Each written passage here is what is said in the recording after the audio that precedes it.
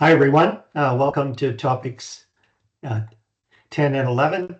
And what we're going to look at today are mainly tools and techniques. Remember, we went from the part from the evolution of management principles. We started with the theorists and the theories and the management principles. And out of those management principles, develop tools and techniques to be able to manifest, the outcomes of the theories.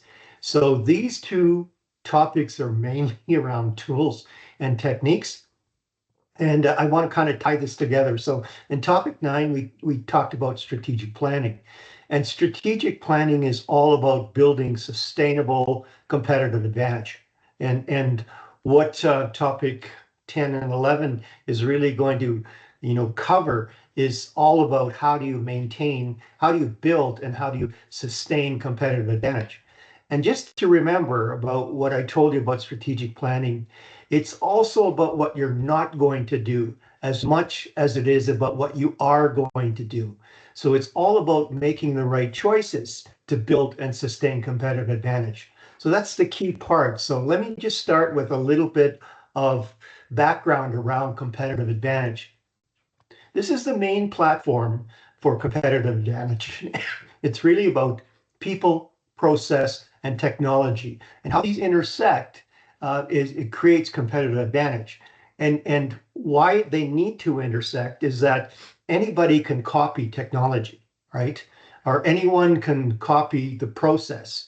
But when you start combining a corporate culture with a particular mindset and key training and core competencies to drive certain processes, and using the advanced technology or disruptive technology, then it is very, very hard to copy. And it's very easy to maintain your competitive advantage. So that's why I wanted to introduce you to these three pieces. And so that if you exclude people, well, then you will harvest alienation or underutilized technology, right? It's all about people, making this all work. If you exclude the process, well, then, you don't have any organized, structured means to be able to accomplish your goals. So you're going to land up with automated chaos and confusion. And then if you exclude technology, we know where that's going. There'll be operational inefficiency and frustration.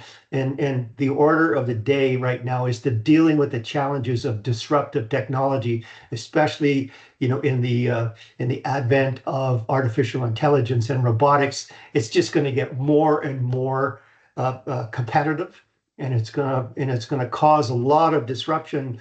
So the idea is that if you're ready for it, then you can not only build competitive advantage, but sustain that competitive advantage. And that's what these two topics are all about. Okay, so I showed you this illustration before. I've done these what I call business knowledge maps for my small consultancy, and what it comes down to, you create a vision and mission for your organization. You set up some goals and objectives, but what's really key in the process is understanding what you're providing of value to the customer, your value proposition, and that's the what. Really, that really sets it up. And I've also, maintained that when you set up your value proposition, especially according to Tracy and Wirsama, what you're doing is you're actually seeding the strategy right from the start. Because you're going to pick one of these three areas of either product leadership or operational excellence or customer intimacy, and that's going to be your key driver in your strategy. So you're already kind of intonating where you're going with this. And then strategy is, the how, but in what manner. So it gives you, your strategy kind of allows you to make those right choices towards creating competitive advantage and sustaining that, and then setting it up. But how does that all come to play? It comes to play in your business model.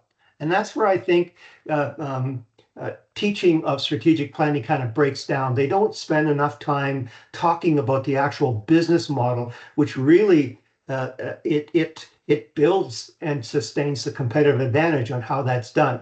So if your strategy is right and your business model builds competitive advantage, then it's all about the execution of the value proposition. And that's where a lot of strategic planning breaks down. It's in the execution. So goals have to be completely discrete, really clear and compelling. And the intent has to be there in the vision and the mission of the organization. And that's where you start, where the rubber hits the road, where you can actually have looked at what are the barriers, how to, set that path for your workers or your employees to be able to have the capability to be able to achieve the outcomes of your strategic plan. All right, so let's talk about the business model canvas. Again, this is Osterwalder's model canvas, but I want to show you, these are all the pieces that we're going to cover in topics 10 and 11. We're going to talk about supply chain management, but before we talk about supply chain management, we're going to actually talk about the value chain and Michael Porter's efforts in really coining that value chain and what that's all about. Because the value chain or the supply chain is a representation of the value chain, with many partners. We're going to talk about total quality management because that's the tools and techniques that, allow you to solidify your efforts and bring quality to the forefront along with efficiency and effectiveness. And we're going to talk about Edward Deming as well, and that's likely going to be a key test question, in the next test number 3.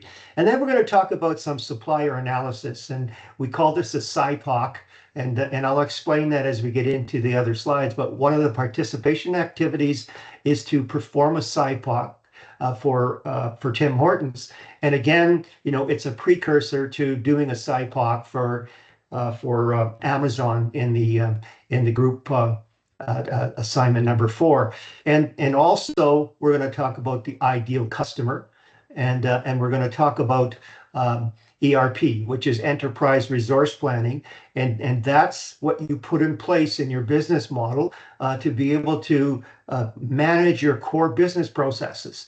And then also we're going to talk about sustainable competitivity analysis, which is called a VRIO, and I'll explain that. And again, that's going to be another participation activity that you're going to do with your group.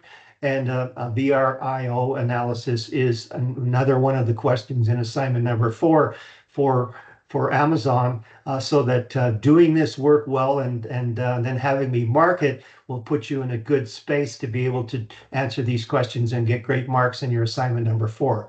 So I kind of showed you, where all these play in terms of this business model. So if you look at your key partners, you're really going to look at how that impacts the value chain, and also the supply chain management as well. And here's where it comes into play in terms of your VRIO analysis and your SIPOC analysis. This SIPOC analysis is how to pick the right suppliers. Your VRIO is it valuable? Is it rare? Can they imitate what you're doing? In how you bring about working with your partners. The key activities, definitely we're going to talk about supply chain management and total quality management, the value chain, and then working with your suppliers. The key resources, again, VRIO comes in terms of can you maybe kind of contain your raw materials so no one else can access them, and that makes you a lot more sustainable in your competitive advantage. How that all comes about in your value chain. The value proposition is all about competitive advantage. So, we talked about that earlier, but that's what we're going to go through. And then when it comes to cross structure, where will the money go? How will you pay for this? And that will ultimately impact your pricing strategy. It'll ultimately impact how competitive advantage you could create in your value proposition. And with the ERP, the enterprise resource planning, you'll be able to manage that at very high levels of management in terms of gaining efficiencies and effectiveness, because it's all real-time reporting, and the people involved can really make corrective actions on the fly, basically, to be able to do that. So we're going to talk about that. And your revenue stream, same thing. Pricing strategy comes into play. ERP comes into play, and the VRIO analysis, or the competitive analysis. So this is how it all sort of comes together. in topics 10 and 11. So let's start with topic 10, and it's, basically how to manage products. And again, that's within your business model, right? And just an advertisement here. If you want to find out about more AI fundamentals, you can register for this training. So that's just there for your, that's free training. So it would really give you a leg up on understanding AI by the time you leave this program and you're starting into your, or continuing into your career. All right, so there's some deliverables for 10, not too many. So there's no Pearson surveys to complete in topic 10. There's no additional e-text, PowerPoint, Robin's PowerPoints to review. So that's pretty clear. Just a little bit more about test number 3. Again, I sent out a message about that, but it's a one-timer. It starts at 9 a.m., runs till 10:30. You'll self-submit, after 80 minutes, basically, of work. It's on June 18th. That was set up by the registrar. It's off campus. Again, it's online on your device. And again, it's the only scheduled time. So if there's any changes, please, let me know ahead of time. It'll be really hard to make some accommodations after I hear about it. All right. So I want to know what's going on, and please let me know ahead of time, that you may need to have a change, and you will have to basically substantiate that change as well. All right, so you access test number 3, on Blackboard again, topic 13. So it will appear at 9 a.m. on June 18th. The topics are 9, 10, 11, and 12. So that topic 13 is not test content, but there are participation activities that you need to complete. So, don't disregard topic 13. Take a look at what you need to do. One of the participation activities as an individual submission is to substantiate the Rebel surveys that you did to get the 3 bonus marks. Again, it's topics 9, 10, 11, 12. And same nature of the test, no calculations, but mainly multiple choice questions, and 50 in total that include some true and false questions. Again, your lockdown browser and webcam will be required for this test. Please have it ready before the test time so that everything's going to work. Okay, so again, the study approach, it's mainly the commentary, PowerPoint presentations, with the bolding and the golden keys and the highlighting and whatever, to give you the hints on where to really focus your studies. There'll be, 4 main Robin's PowerPoints that you need to go through to cover off, because that's rich in content for test material. And then there's the practice test that will be located in topic 12 in Blackboard that you can do to be able to get a sense of what's going on. But review all your Blackboard participation activities, all the way from 9 to 13. Because there may be some links, to those test questions, and then definitely, review the Blackboard slide decks in chapters or topics 9, 10, 11, and 12.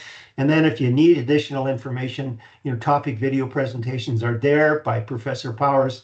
And again, the course e-text is available for for additional reading. So that's where that is. Again, all these instructions, especially, if you happen to buy a new Chromebook, you better take a look at what the differences are. The platform really is set up for, mainstay type of devices. Chromebooks, there's a little bit of a glitch there, and the best place that you get information is your library if you, if you need backup on that piece.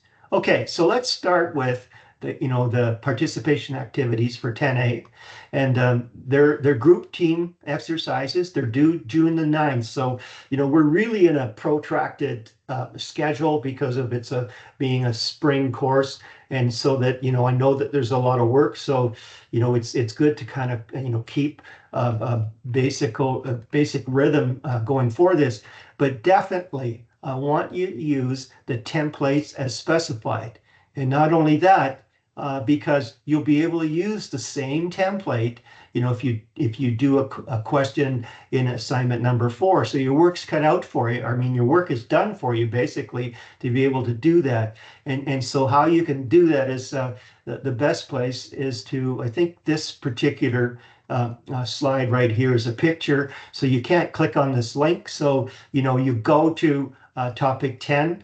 on Blackboard, and you click on that link and you'll pull it up. It's a presentation, and really in slides 5 and 6, those are the so-called template that I want you to use, and I'm going to explain that a little bit better. Maybe it's right here. So this is slide 5, which is part 1 of the template, where you fill this out, and then slide 6. And help me help you, because if you lay this out the way that the template says it, it makes it easier for me to give you better marks. All right, so plain and simple. And the thing is be mindful of, this is an example. So this title is actually, this is the North Simcoe Art Barn ideal customer. So this is just very specific. So your name will be different. All right, it'll be whatever business that your avatar or whatever your ideal customer is, it's the business name ideal. So that's where that is. Okay, so you only have to submit 2 slides, like I said, and again, there's another document here that talks about the ideal customer that could help you fill this out. You don't have to submit it. It's just there for your use to be able to really fill out the attributes of what an ideal customer is all about. So it'll really kind of walk you through it. It makes it a lot easier for that. So that's what it is. Please note, active template links are accessible on Blackboard Topic 10. You just can't click them off this presentation, right? You need to go to Blackboard to find those. So that's that piece. Here's a great video. I'm not going to play it, but it's just a few minutes, but it'll really give you a sense of what an ideal customer profile is all about. And oh, by the way, if you want to use ChatGPT to do this, you can, but just let me know that you did. All right, and go to this thing. It's a really good video. It'll really give you a sense of what's going on. Okay. All right, so what's in an ideal customer? Well, you really have to kind of find out, as if you were sitting across from your ideal customer, and you're having this conversation and you wanted to get information from that ideal customer. And then you write a little bit of a story to really get a sense of context and a sense of, where you need to go. And by the way, all right, so when you're looking at an ideal customer, you're really looking at, the opportunity of getting more revenue, of keeping a longer standing with a customer lifetime with that customer, and they'll probably spend more money. All right. So again, what are you doing is you're looking at competitive advantage here. You're trying to lock in competitive advantage for your business. So that's what this is all about.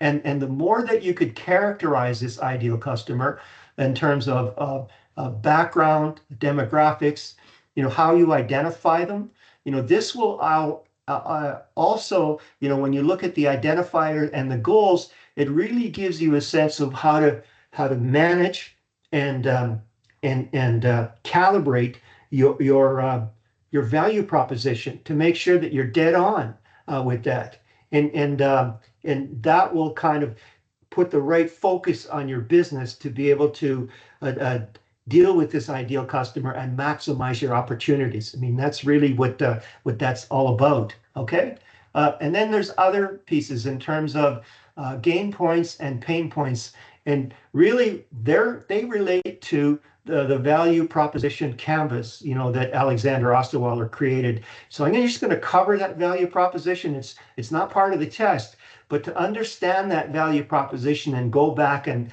actually create an ideal customer profile, it will help you tremendously. All right, and you can see that we're going to talk about, well, how do you create gains for that customer? How do you relieve pain points? And then what are their values? What do they value in the way that you're going to do business with them? What are their psychographics, to really get a sense of, where can you find them? Because I'm going to talk about, the customer journey. And really, in today's world, you used to put out an advertisement. In my world, we used to put out an advertisement in a local magazine. In today's world, you need to go where your customers are.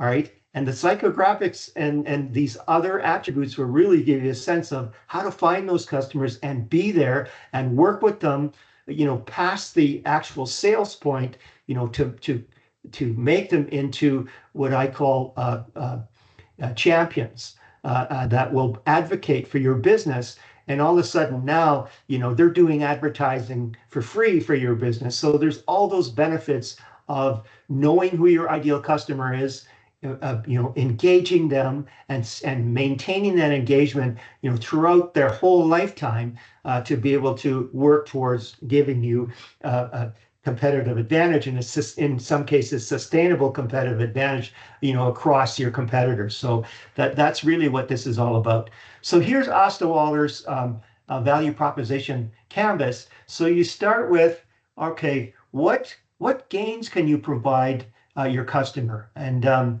this particular, I used the Newton Street Art Barn for Amy Artsy to kind of do that, so to give you a sense of how this all relates to Amy Artsy. But Amy Artsy, ideal customer, they wanted to experience more than an art gallery. They were able to camp on location and experience entire venues. This was out in the out in the country, this art barn, meet like-minded people. But again, what are their hassles? In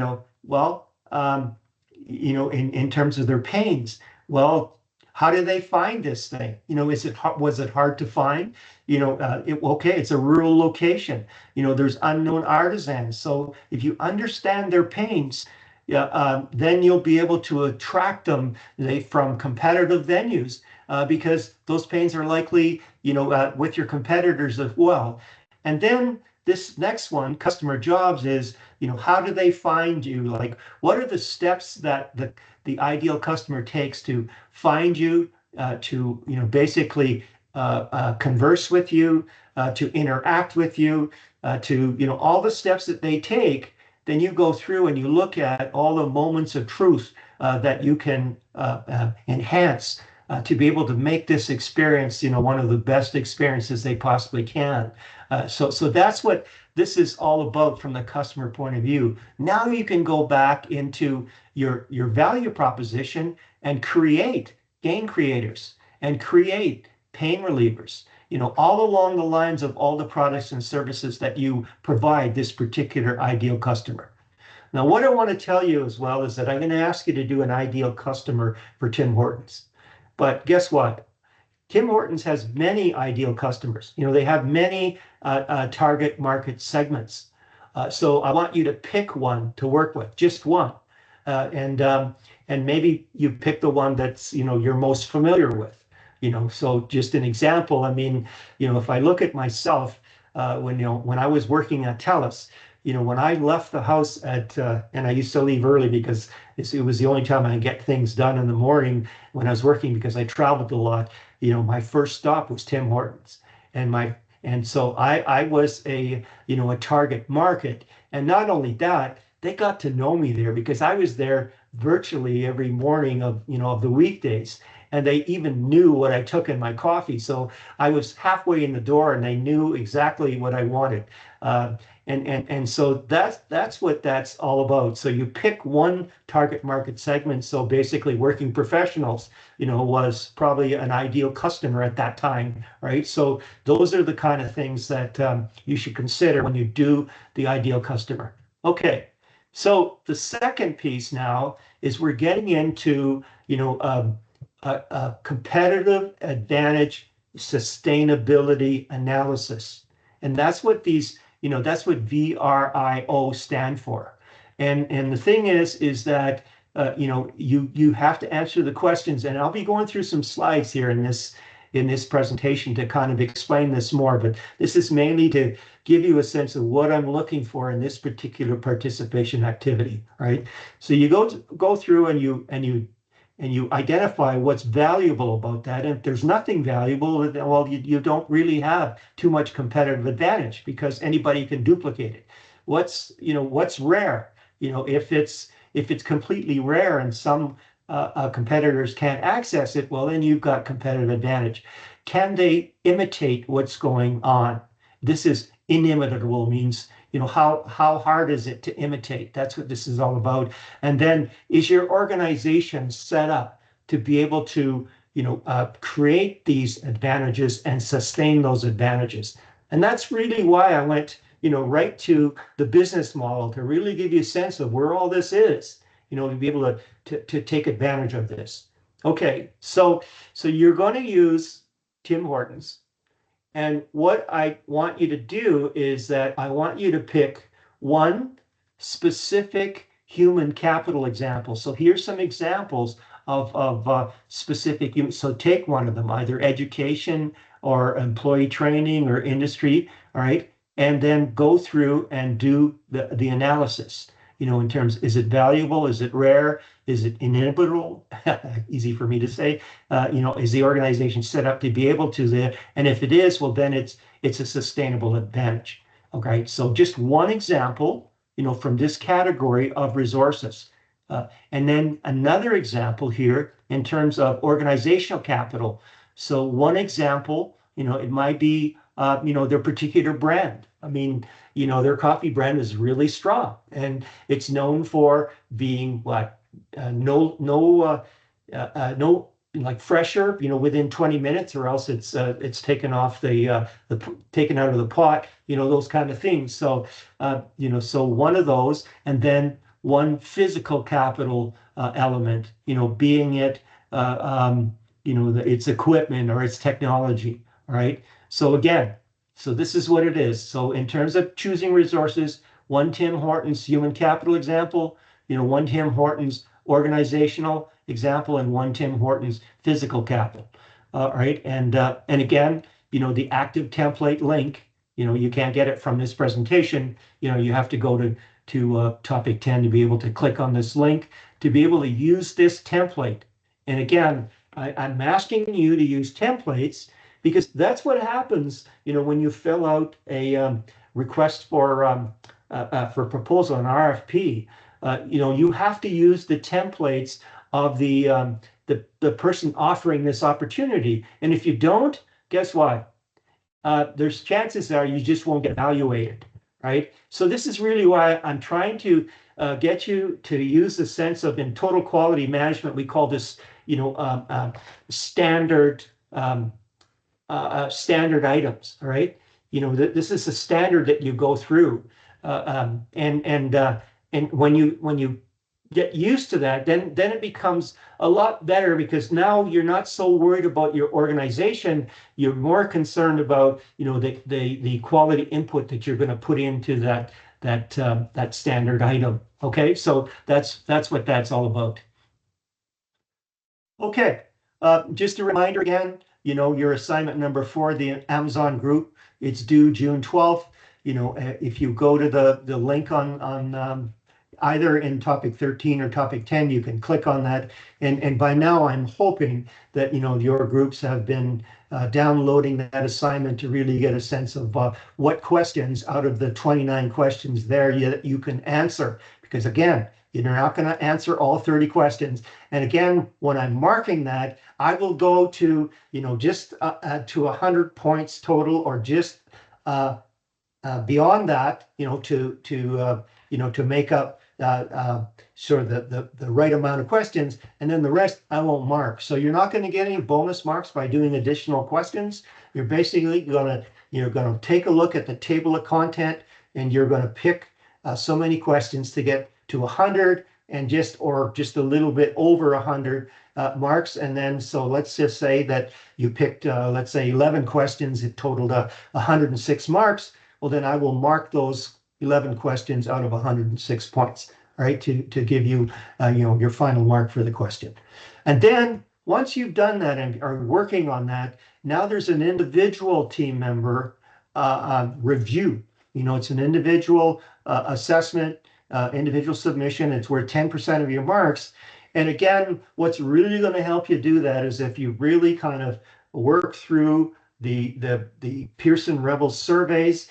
There's a lot of insights from some of those key surveys will allow you to really kind of elaborate on what's going on in answering those particular questions in that assignment. And again, it's all about answering on the why it matters side to demonstrate that you've done some critical thinking around this, and what your work is now is your insights are meaningful because you've actually validated or substantiated what assertions that you've made. So really that's what that's all about as well. Again, active assignment instructions, are Blackboard 10, topic 10s, or you can find this in topic 13 as well.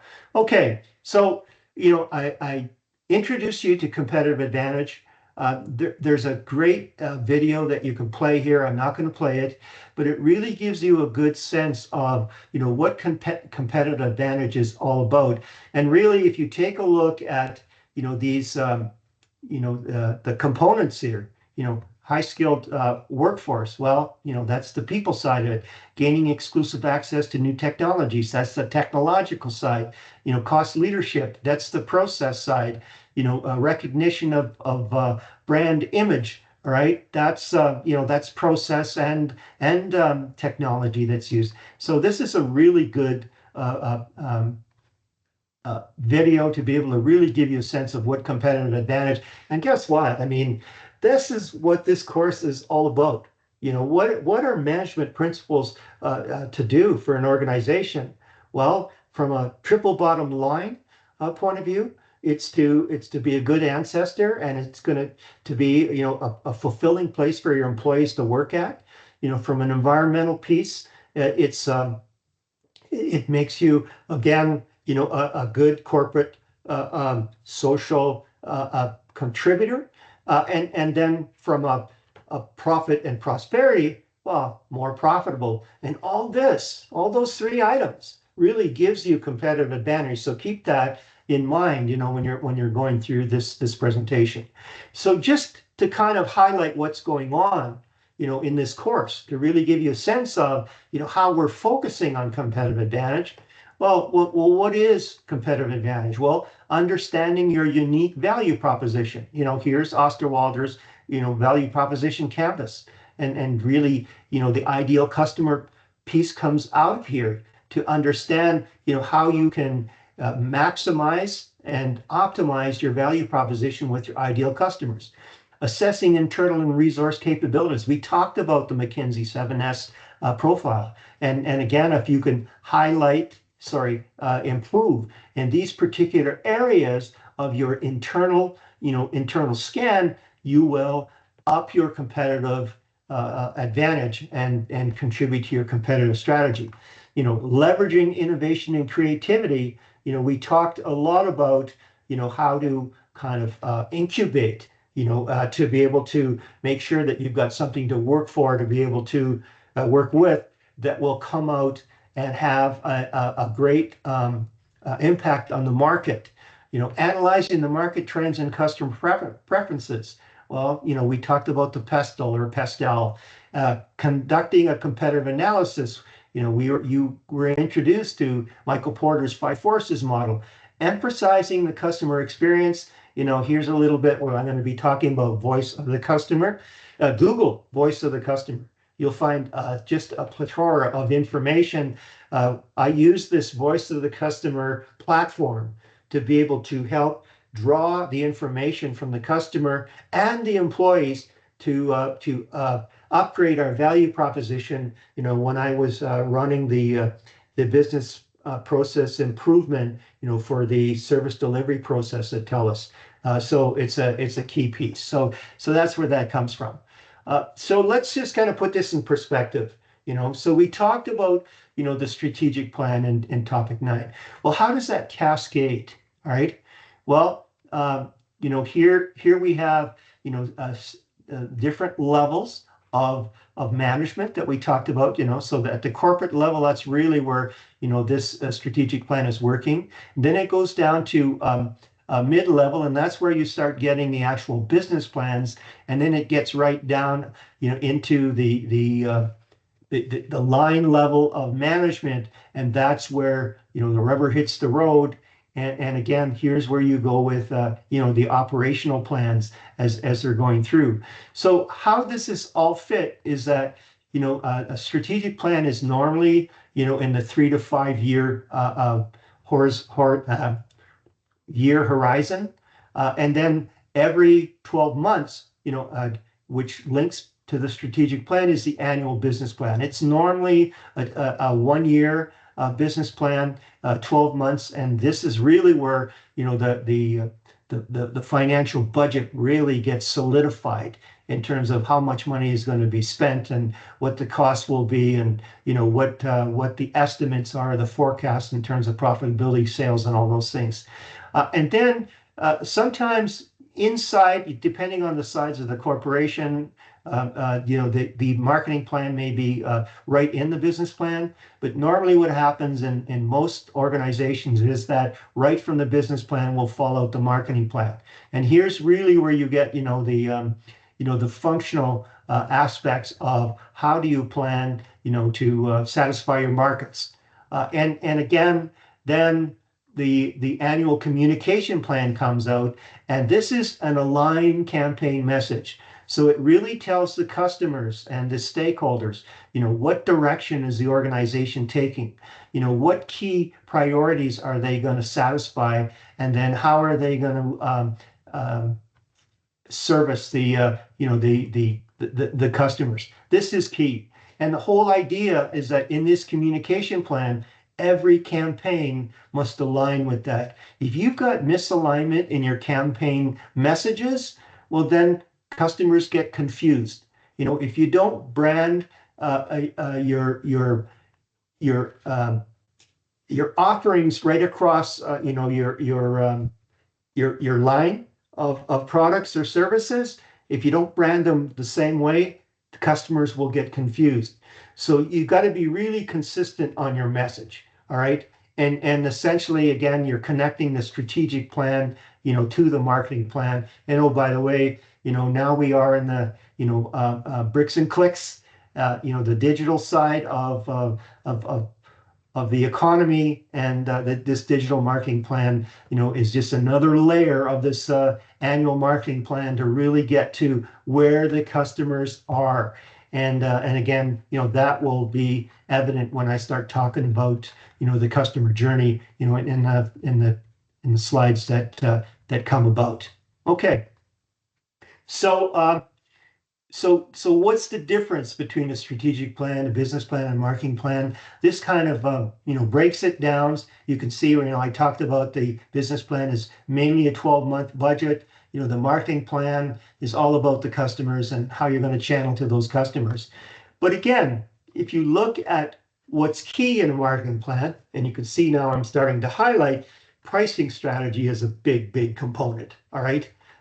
So how that comes through is that, the marketing mix, and again, the marketing mix used to be 4 Ps, and now we're looking at 8 Ps in some circumstances. But that's really the marketing strategy, down into its tactical components. All right. So that's what's key. And again, pricing is a big piece in that. So so that's what to kind of pay attention to. You can see, Neil Borden, he basically coined the term for marketing mix. Back then he talked about the 4 Ps, and now I'm talking about, the 8 Ps. So what's the pricing strategy? Well, it's really key. And what do you do then is that you can see where the 7 crucial steps, go-to-market strategy is. You identify that target market, your ideal customers. You define the value proposition, and this is iterative, right? Once you identify this thing, there may be things to go back. Once you gain some insights to kind of make this work until you get to set clear objectives. Now, in my lexicon, this is goals, right? And let's say, I talked about that a little bit in the assignment. You'll see in the marking in some cases. Mainly, you start with goals. Goals are sort of a chunk of the outcomes that you're trying to derive from the vision, over a certain timeline. And then once you formulate that goal, then an objective then is a chunk of the goal, and in more defined terms in terms of being smart, where it's really highly specific so that you know what you're doing, and it's compelling and you can get it done, right? So you set those clear goals, you develop that marketing plan, you build the channels. It says build a sales pipeline. So what channels are you going to go through? And then you develop that pricing strategy. And that's at near the end, because you've seen it all, and you know what it's going to cost you, so you can develop that pricing strategy effectively. And then it gets down to what gets measured gets done. So really, that's how this pricing strategy comes together. And you can see, setting the price to a product or service, that's really key in what's going on. Okay, let's talk about the ideal client a little bit more. So it's the list of people who fit your target description. It's the list of people who have responded to an offer or more information, and the list of people who have tried your product, and repeat clients, the people who have upgraded and purchased more than once, and then champions, people who tell others. So really, this is a continuum. Here's where you start, right? To be able, because you'll take a look at the sales process. It starts with suspects, and it gets down to advocates of going through, so that you want to pick the right ones that are going through this continuum with you to do that. So here it's back to when I get to sustainable competitive advantage. Well, the ideal client is your most profitable clients. It's the clients that recommend you to others. It's the ones with the more common characteristics of these clients, and what motivates them to buy, and so that you create that biological or biographical sketch. So it's really giving you a sense of dealing with customers that count for you. And a good example of how banks do their business, in terms of finding customers. There's certain, users and of bank services that really don't. They're a lot less profitable than some of the high value clients, where they're managing their wealth and everything else. And lo and behold, the banks have ideal customers that they motivate to come in, and they demotivate some of these heavy users, where they're almost losing money from. So there's a lot of method to all this as it goes through. So there's different names for this, just so I know. So just so you know. So when we talk about the ideal customer, that's the most common term, but some organizations call it the buying persona. Others call it the customer persona. I've heard it called the customer avatar. There's a lot of names out there. So the ideal customer, here's where the key attributes are that you look at in terms of demographics, in terms of personality, their preferences, their pain points, their goals, their values, their communication style, their gain points, and their background. All right, so that's key. So you can't really fully characterize an ideal customer before you truly understand the values, the organization's value proposition. That's what it's all about. So these are iterative, all right? So that you may start with a value proposition, and then you look for an ideal customer, and then you do more analysis around that ideal customer to be able to revamp and optimize your value proposition. And this goes on and on, all right? So you're continually engaging that ideal customer through what we would call the CRM, or customer relationship management system, that is part of an ERP, enterprise resource planning platform. And we're going to talk about that in topic 11. But here's some tools now where you really make hay. You really kind of optimize what this is all about. So your value proposition, what is it? Who's it for? When and where will it be used? You tie the product to the ideal client. And again, if you look through Alexander Osterwalder's value proposition canvas, it'll really give you a good sense of what you need to know and how you need to do it. Okay. So again, not going to go through that too much, but the value proposition has a target market, your ideal customer. It gives you competitive differentiation. All right, so right from the start in your value proposition, you're building a strategy to create competitive advantage. And inside of that building is that you want to sustain that competitive advantage. And that's a tough goal, right? Because as soon as you start getting successful, there'll be competitors trying to figure out why you're successful, and they'll start poking away at trying to emulate what you're going to do. So that's really key. But in that value proposition, what are those gains, that the target markets or ideal customer is looking for, those tangible, desirable benefit. And then what are the emotional pains? What bugs them about going to Starbucks? And if Tim Hortons knows enough about what bugs them, that people that are going to Starbucks, well, if they alleviate those pains, they may attract some of those Starbucks customers. That's what that's all about. Okay, so here's a little bit more about the design. If you click on this link on the presentation, you'll be able to, get to what Alexander Osterwald talked about. I covered this quite a bit. Here's a little more about the ideal customer profile, the modality. So what channels, do you access them at? What are their key demographics? What are their psychographics? And from their psychographics, what are their motivators and their life goals and their career goals. And the more that you know about that, the more that you can motivate.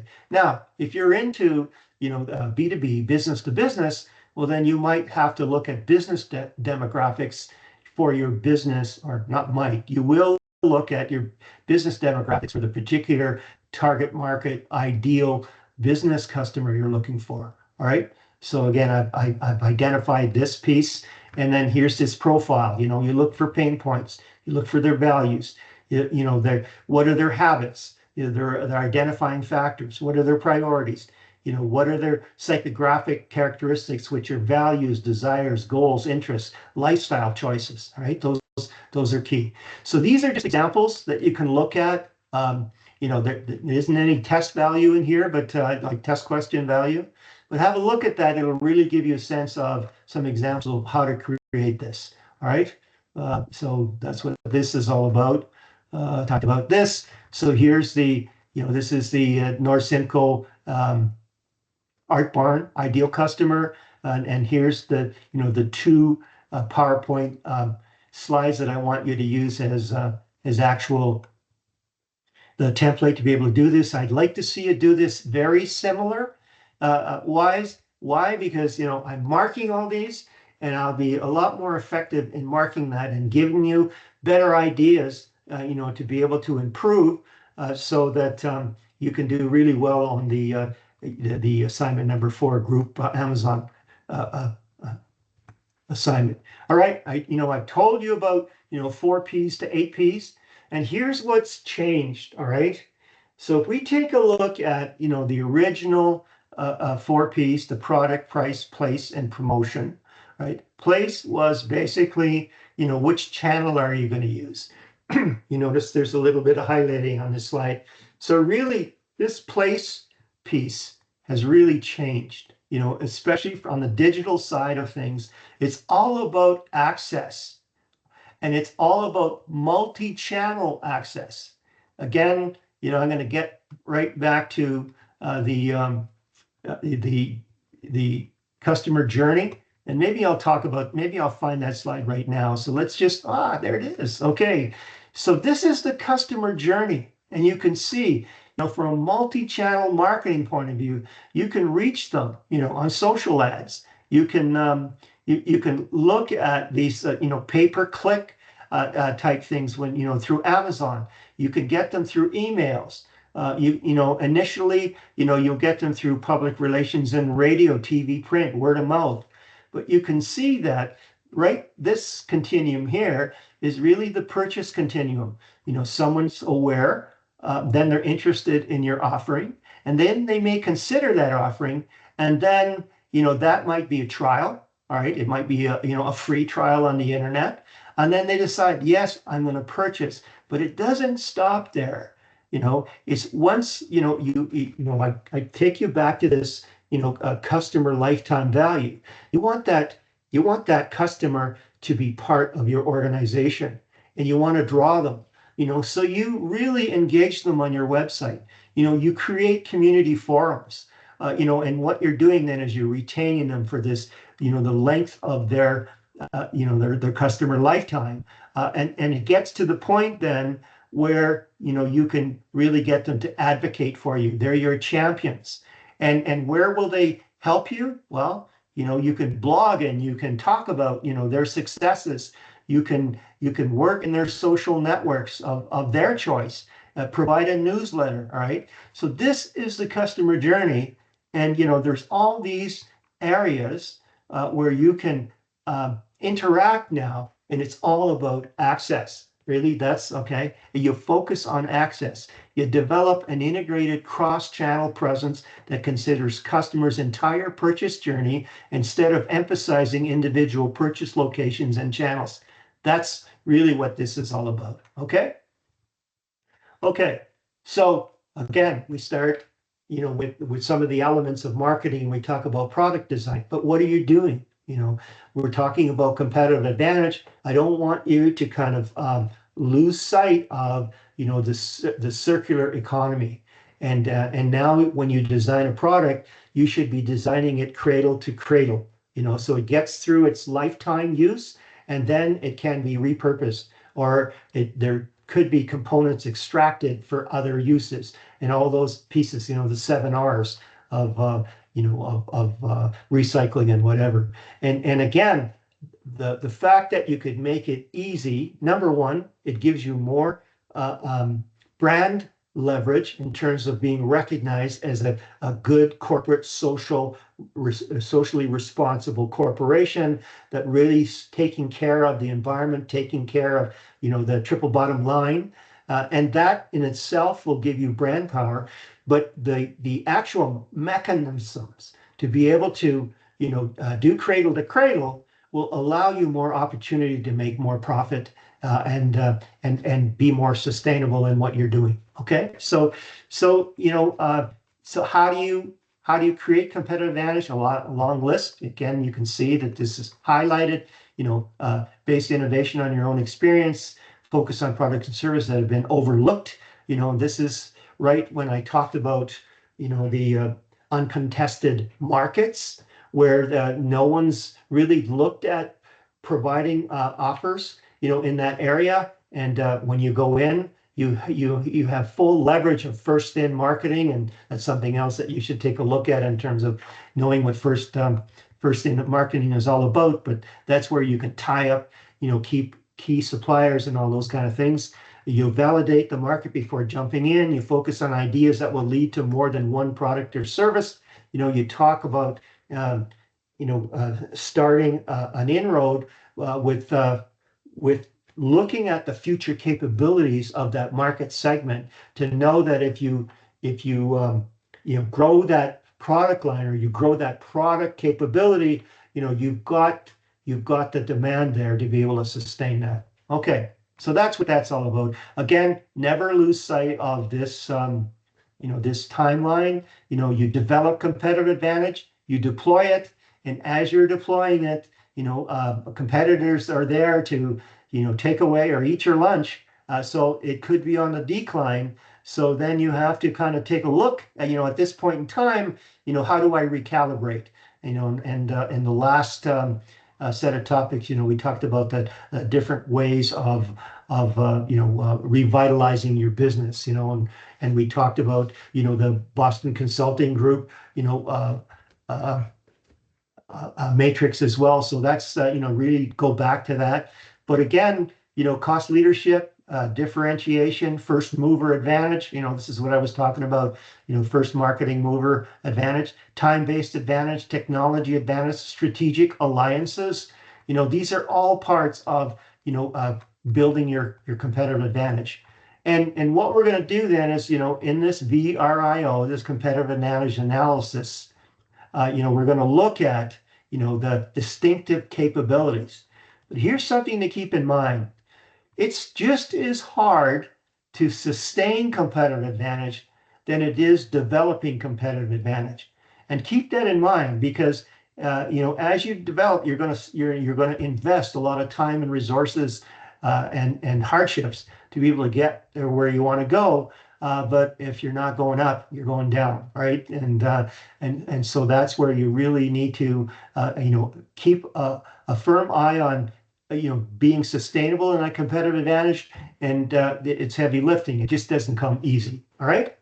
So sustainable competitive advantage, there's some tangible, the intellectual property rights, exclusive licenses, and then intangible, your strong brands, the type of leadership that you have in your organization, the tacit knowledge and skills. These are called core competencies, the teamwork.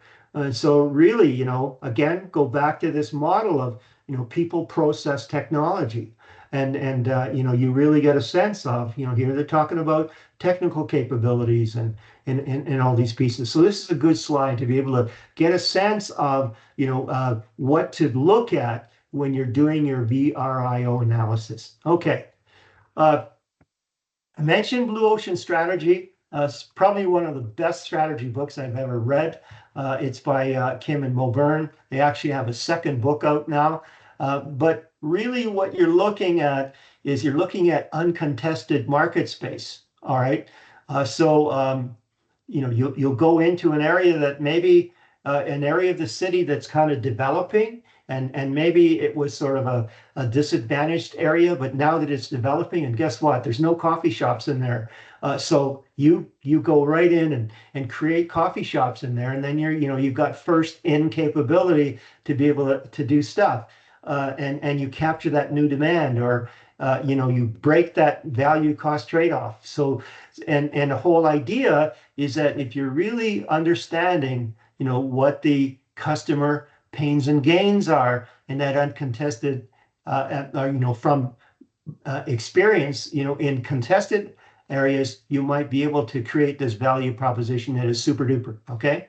And again, people, process, technology. That's the key. Bringing the synergies of all this together so that it's not imitable. All right, they can't do that. So how to build a sustainable competitive advantage? Know your competition. Know your ideal customer, your target market. Anticipate the future. Offer something unique. You do some effective marketing. You engage your customers and keep them happy, get them involved in your community, offer a better price. So, this is really key. All right.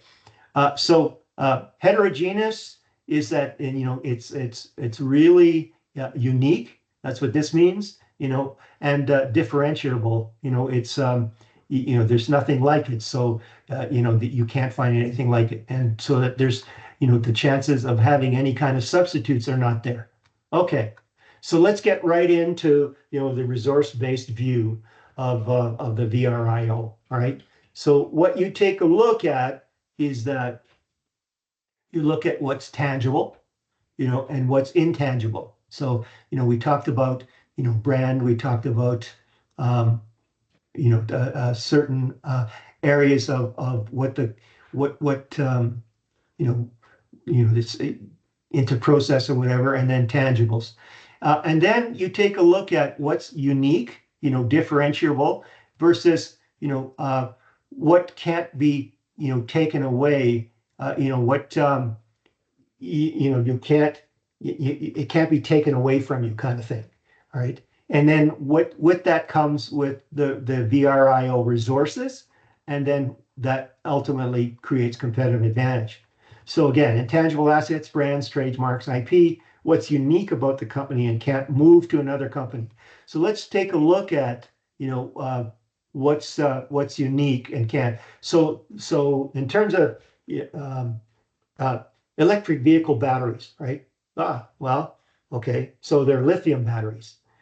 So what a lot of battery operators tried to do is they went around the world and find lithium deposits and tried to lock them in as single supply. And so what you've done then is that your competitors can't access that lithium, and you may have picked up, the closest and highest quality of lithium source, and then it gives you a competitive advantage. And because you have, you know, uh, you know, what's the word, sole supplier agreement, well, then nobody can take that away from you. So that's what immobile means. All right. So here's take a look at this video that's in topic 10. It'll really give you a sense of how to do that. And again, I talked about this is how I want you to go through. So you take a look at Tim Hortons and you use one example from each one of these three types of resources. A specific human capital example, a specific organizational capital, and a specific physical capital. And oh, by the way, when you pull them out of here, make sure that you identify the category for each one that you've taken as well. So I know exactly that, there's only one human capital, there's only one organizational capital, and there's only one physical capital example. So there's no mistake that you've done that. All right, so when you go through this imitability, can people imitate you? It has a valuable and rare resource that can achieve at least temporary competitive advantage. So the thing is it valuable? Well, if the answer is no, you don't have any, so if it's not valuable, then why would people want it, right? Is it rare? Well, if it's yes, that's great. If it's no, well, the thing is that there's competitive parity, which means that your competitors will still have an edge on taking away some of your market share. Is it costly to imitate? Well, if it's not costly to imitate, maybe you might have a temporary competitive advantage until they get it up and running. Once they see what your competitive advantage is that's working for you. And then is your firm organized to capture that value? Do you have the core competencies? Do you have the processes and technology to really capture the value that's out of there? And remember, bringing together the people and the process and the technology that can't be imitated is fantastic in terms of keeping a sustainable advantage. So if the answer is no, well, then they can catch up. They'll go buy the machines. They may hire some of your people, and they may take a look at from your people, understand what processes they can use, and next thing you know, they're up and running and they're able to compete with you. And normally what happens, you'll have these small firms that come up with this very innovative offering, and there may have somewhat of a substitute. And so the larger firms that have this substitute offering will go out of their way to say drop the price or whatever to put you out of business. So those are the kind of things you have to look at. But if the answer is yes, as you go through all this in your VRIO analysis, well, then you have sustained competitive advantage. All right. So this is Gary's opinion, all right? Sustained competitive advantage, in my view, is an oxymoron. There's no such thing. It's really, you may have a temporary, maybe a long temporary sustained competitive advantage until either a disruptive technology comes in and knocks you right off course, or you have a large competitor that has the resources to kind of emulate what you're doing or even improve on what you're doing and knock you out of business. But it's a great place to start, all right? And that's what this is all about. So here's the steps to go through that. Here's some information about what makes your business unique, and again, a little more about getting down into the details. So what's protected. I talked about securing raw materials or securing key partners that are in terms of an alliance that have these overarching advantages because they've been in that, say, country or whatever for a long time and have the networks that are superior. Those are the kind of things to be able to protect you. In terms of being unique, well, here's how you kind of go through to figure that out. Okay, so this is the thing that you're going to go through for Tim Hortons. and work that through. And then what I'd like you to do is actually fill out the actual template that the link gives you in that piece. And I think this is part of it right here, where you fill this out, and then I can mark this effectively for you. Okay, that's what that is. Okay, let's talk about product design. Okay, and product design, the first step. Notice this is highlighted and in a yellow arrow here. The first step is defining the product vision. What is it that you want to do? Right, that's the first thing. Take a look at what this is and what it's going to do, and then do the product research. Is something equivalent being offered? Is there something out there that really that you didn't know about? And then how are users using, say, how would they use this product? This is a real key one, and this is, inside the value proposition when I talk about the jobs of the ideal customer. Well, how are they going to use that product or service that you're doing?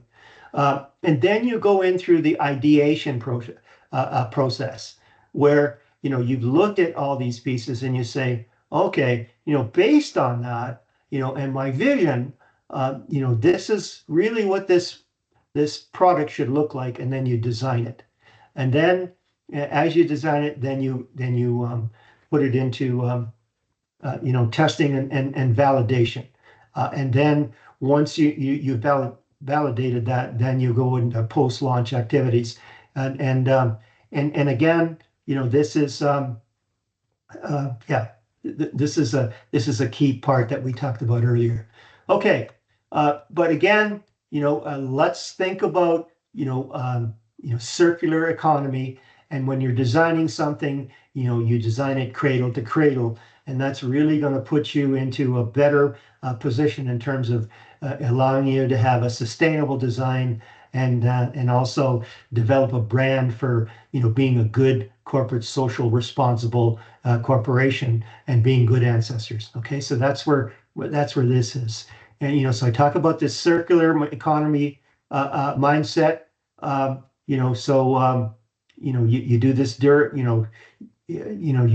you go through this process where you've created this product. You can repair or repurpose it, you recycle it, you can recover or reuse materials, and then you create another durable redesign, and then go through this circular design here. Okay. Yeah. All right. So marketing research is a big component. And what is it? It's to produce insights into customer needs and wants, and you set those in terms of priority, and then you would determine the appropriate marketing mix. The marketing, what I would call tactics. Now it's the 8 Ps, and then understand that external environment that could impact the target market, because especially in our day and age, we're going to be into many, many more disruptive technologies that are going to hit the market, and they'll hit the market fast because of the advantages of quick manufacturing, and adjustment through AI and robotics. And just to give you some perspective on that, back in the day when I was in marketing, in manufacturing, it took about 3 to 6 years to produce a product. In today's world, it's weeks and maybe times day. With 3D printing technology, with all those other things, it's just so easy to get into the market than it used to be, and you could be threatened overnight. So that's what you have to keep in mind, with your market research, and understand that in market research, there's two elements to it. There's the secondary data, and that's what's available, say, on the internet, what's available in terms of what governments produce in terms of information about the industries that they want to highlight, in terms of industry associations. They publish a lot of information so that you can really draw a lot of information with less cost. Now, when you get into primary data, that means you're doing the research yourself. And there's ways around doing that that are economic as well. They have what they call survey companies that run, I can't remember the term for it, but they run these large surveys where different people can buy questions into that survey. And so that you can get some primary data at a much lower cost. And if you try to, do this survey yourself and go through all the, all the needed steps to do, say, international research, there's companies out there that do that for you. But one of the primary data is focus groups. That's where you start. And focus groups is not final data research. It's really giving you insights into you testing the concepts of your particular design, and you testing the the actual preferences. and it may create more questions than it does answers, but then it really gives you some real key information to be able to get into a qualitative and quantitative analysis to validate those findings. Then you do the data analysis and then create this conclusions, and you present the information. Okay. All right. So I just remembered the name for this particular primary data. It's omnibus surveys, and what that means is omni means many, and so there's some survey companies out there that can do international research, for many clients all in one survey, which makes it much more economical. So that's the key around that piece. All right. So here's a slide right out of the topic 10 slide deck, and what you should know about in terms of your research objectives. If you want to gain background information, define terms, clarify problems, test some hypotheses, those kind of things. What you're doing is you're doing exploratory research, right? And in many cases, it's the secondary data analysis, and then the focus groups that will give you, in terms of exploratory, will give you concepts to be able to investigate further, and then a lot of observational research. The best thing you can do for yourself is that if you want to launch a product internationally and in a particular foreign country, go there, experience it yourself. You watch, you see, and that will give you a lot of insights, before you even pick an agent to be able to do some of that for you, because then you get a better appreciation of what's going on. That's exploratory. All right, so that's the key thing to know about.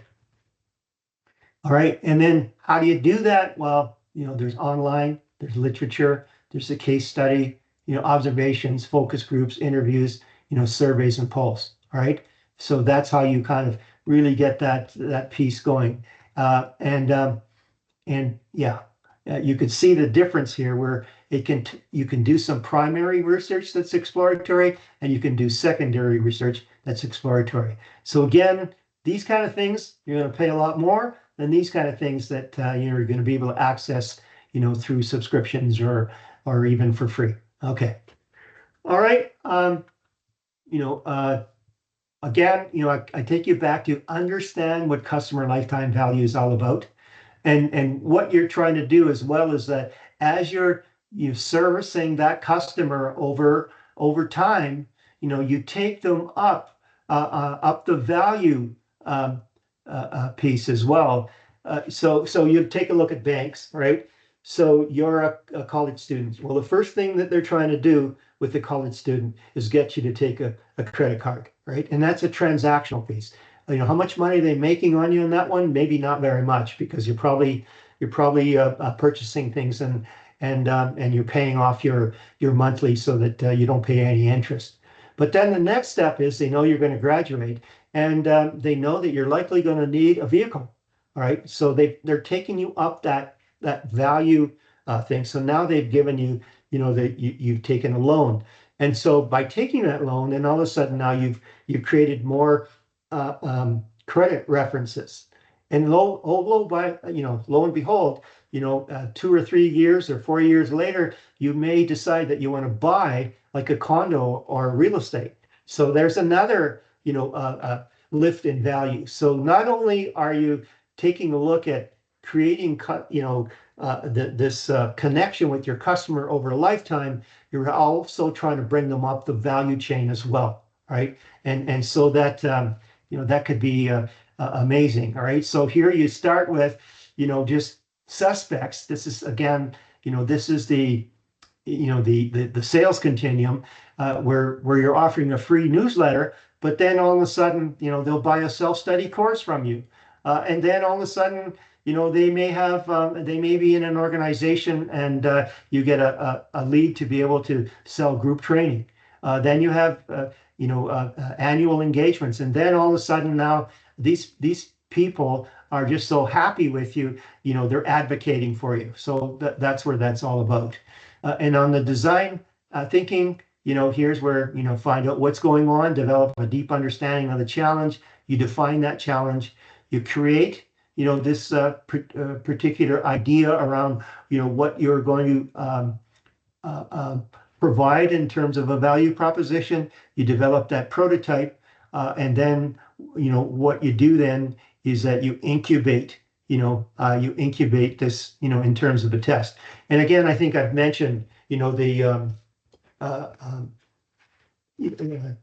there's certain cities in Canada, like Procter and Gamble, will go into a city and it's a test city, and and it's been known, that certain cities have certain buying characteristics in general, and that suit, the vendor, and that will give them an immense amount of information when they're testing, the validity of the prototype and bringing it into the next range, all right, of what's going on.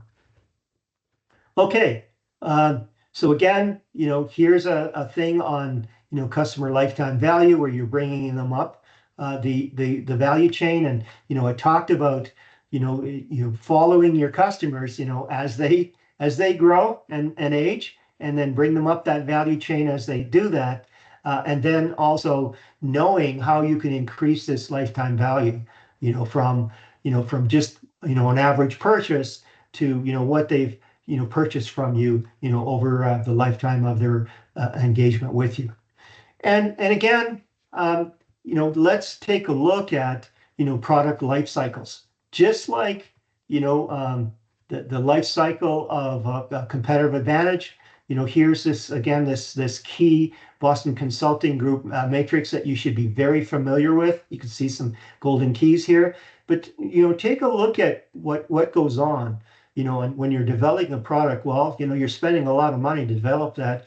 You still have to spend a lot of marketing money to be able to launch that project, that product, to promote it, and then all of a sudden it starts taking up, and your sales are exceeding your costs, and you're starting to make profits, and then you hit that maturity, and then either you hit maturity by either saturating the market, or you have more competitors coming into the game because they know that you're making money, and then what'll happen is if you don't do anything about it, your sales start decreasing, and that's where you really need to take a look at this strategy around, okay, do I just milk this thing right till the end and do something with it, or do I recalibrate and do something? So you got promotion pricing and distribution have to be adjusted. You need to revitalize product lines. There's all kinds of things.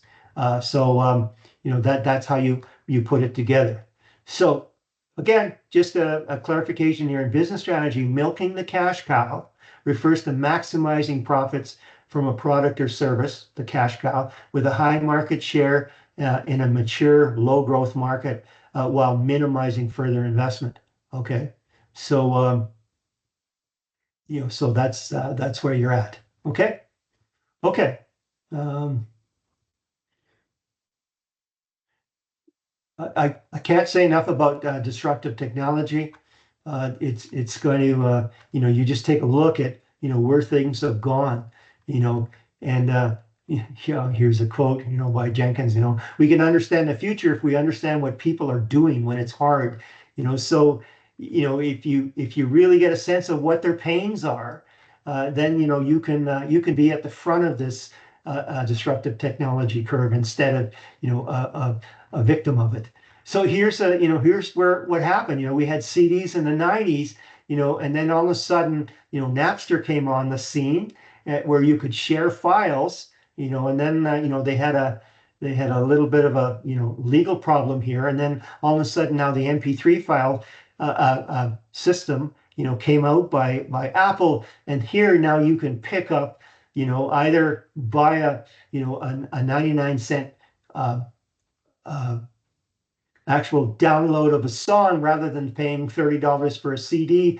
And now we've moved into streaming, so you can see how, if you take away, the friction, make it easy to access music. Well, look at where, look where we landed up in terms of streaming. Okay. And then disruptions, they keep on coming. So things to understand, the Internet of Things is a network of physical objects that are really what's happening is they're making them smarter. They're making, there's this thing called precision agriculture now, where there's sensors in the ground measuring the soil pH and ingredients. There's sensors on the weather, and all this is the Internet of Things.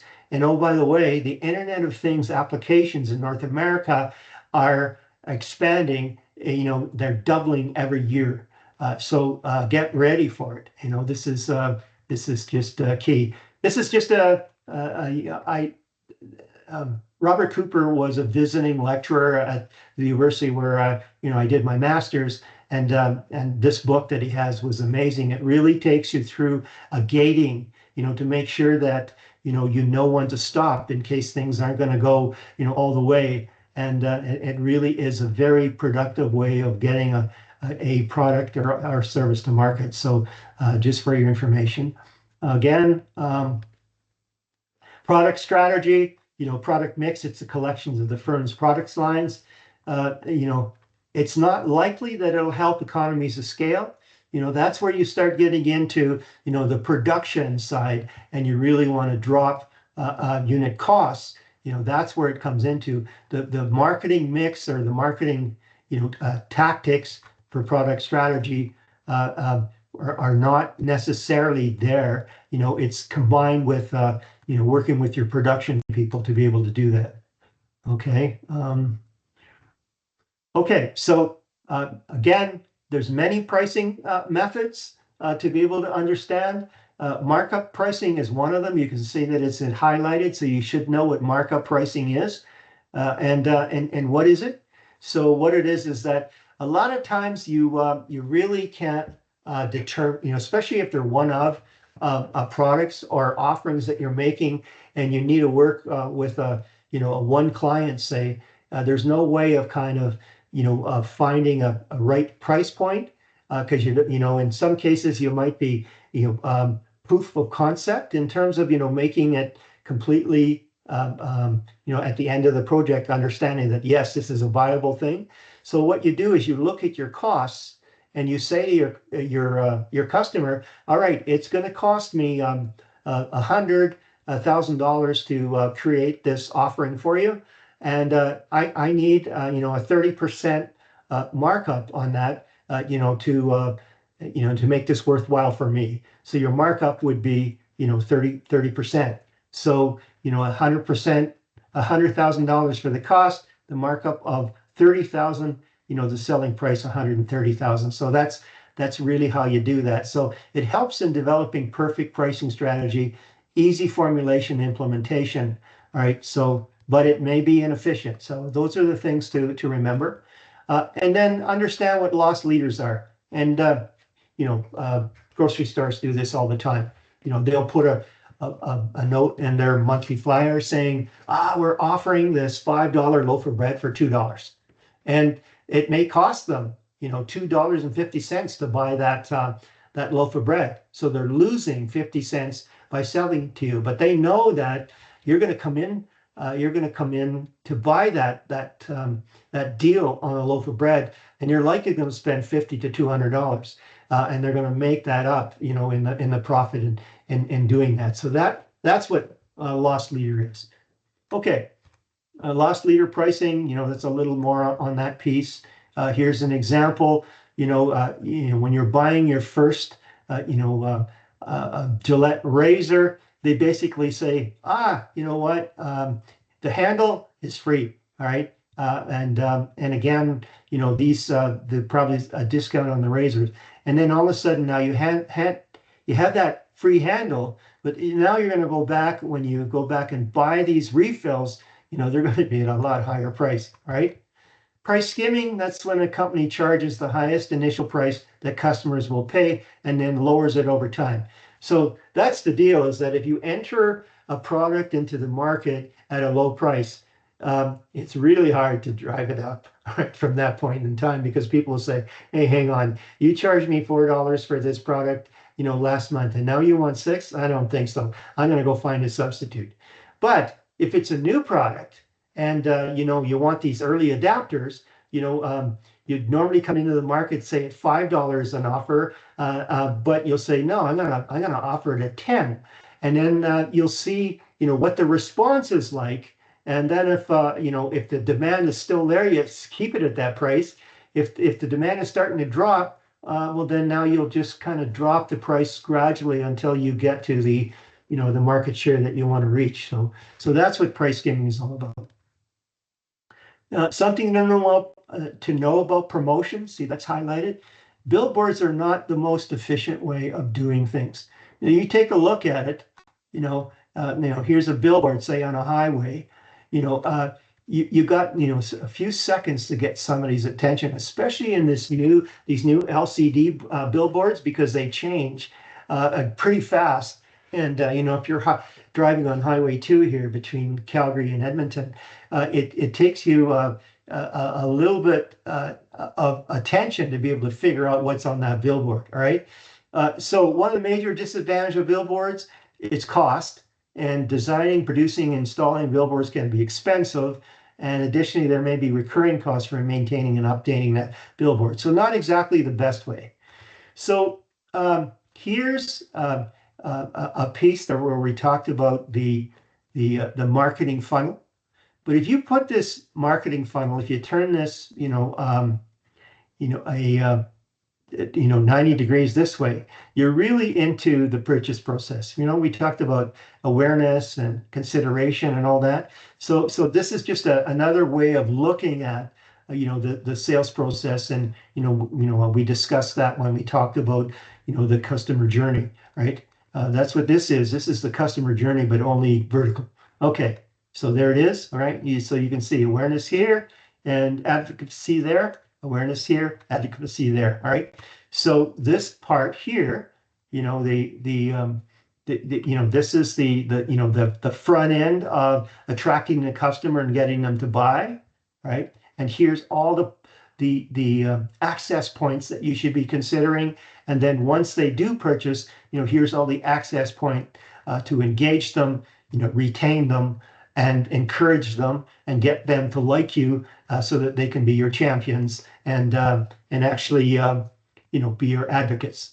All right, so just a quick one. This is not on the test. I just wanted to show you that this is the Ansoff matrix, and the thing is, this is it's been around for a long time, since Adam. All right, and what you have here is that this is going from existing markets to new markets, or existing customers to new customers, existing products to new products, right?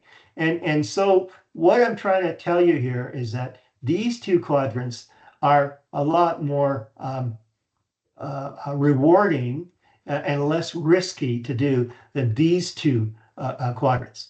And you take a look at, so what you're doing here is that, there's more knowns to work with in market penetration. And what market penetration is that, hey, you know who your customers are, you're already selling them to them. And so that you're starting to really understand their pains and gains.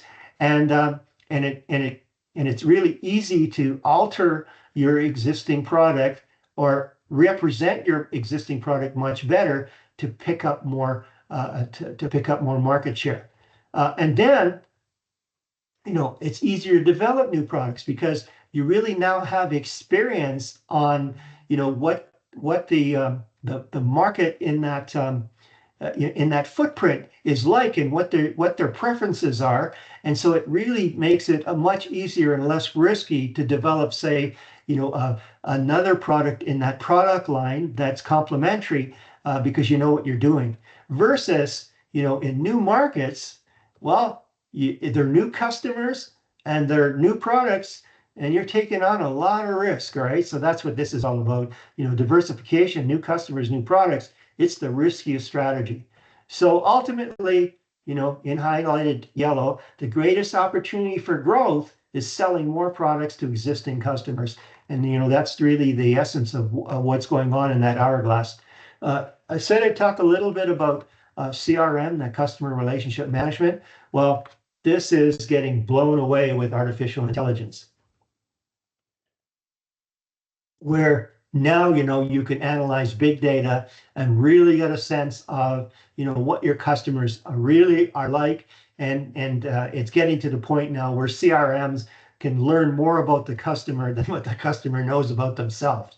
Okay, and again, the cost of new customers is more than retaining old customers, and old customers are already in the system, so that you can really make hay. And what are the components? Well, the technology. It just gets stronger and stronger. The strategy, alignment of organization and functional strategies, so that you can work your CRM strategy across all your functional areas, so they all know how they're contributing to making that customer happy. The processes, the people, so that's all key. So here's the key piece around CRM. It's all about being effective in acquiring and then converting them over from visitors to customers and then retaining them. Those are the key things: acquisition, conversion, retention. So learn a little bit about that. That's really important. And then if you look at the CRM process, here's the sales process. All right, build awareness, acquire leads, nurture leads, whatever. So you're acquiring, you're converting, you're retaining. Okay, so that's what that's all about. So this all comes into acquisition, conversion, retention. So this is all pretty important about what's going on. And then there's different types of CRMs. The operational CRM, so that helps you streamline your process for customer relationships. Analytical, better understand the data that you're gathering. And collaborative, excuse me, teams and departments working to share information. So there's a lot of effective pieces of CRM. Okay, and again, AI is key in CRM in today's world in terms of data ingestion, especially data integrity. All right, AI, will be able to work in one main database, and so that there, you don't have any kind of corruption of data or anything like that. And then again, AI will get into the sentiment analysis and then start getting predictive. I talked about data integrity and then predictive lead scoring and prescriptive.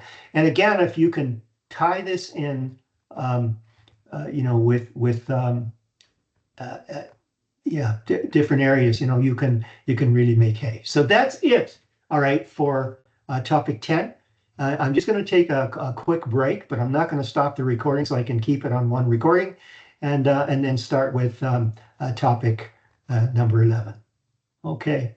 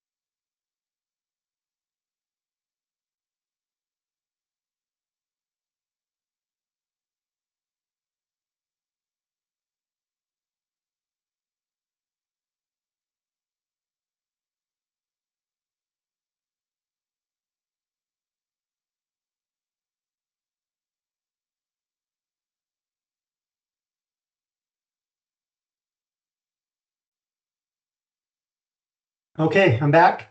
So we're going to start topic 11. And here are the deliverables for that. So there's no surveys to complete in topic 11. This another reminder about the test number 3, which I covered. So we won't go through that.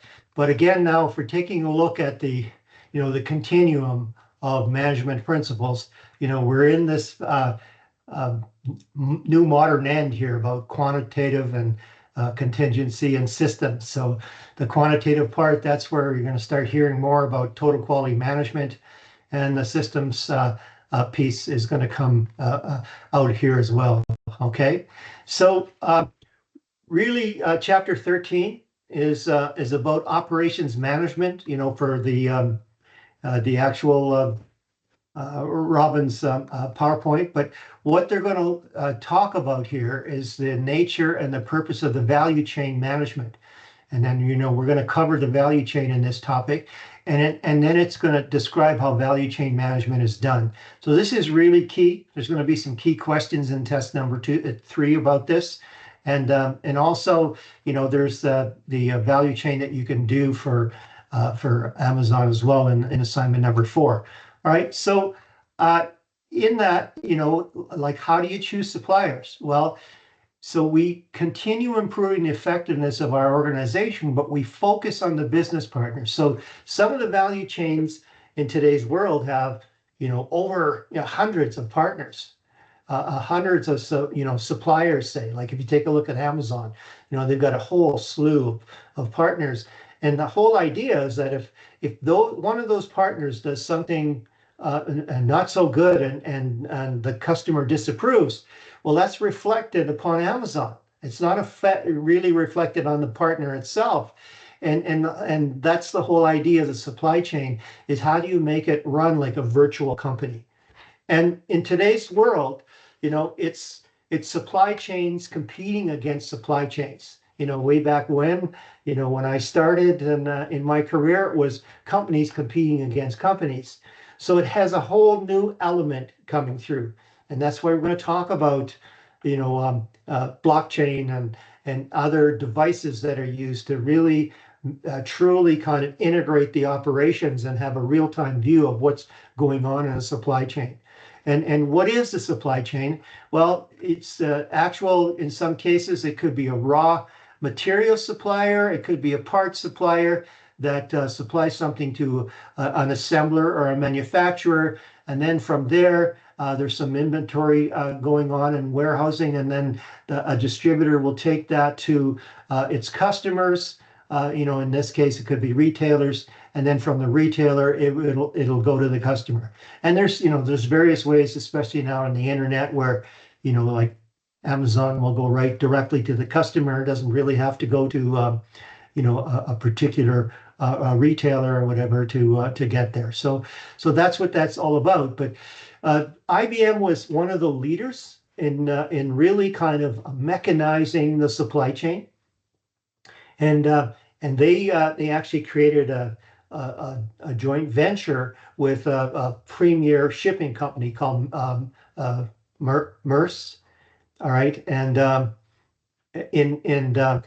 actually looked at how to kind of bring the technology together to make supply chain a lot more effective. So they looked at planning analytics, they looked at alignment logistics, they looked at AI and advanced analytic demand for planning and forecast. And the thing is that they created this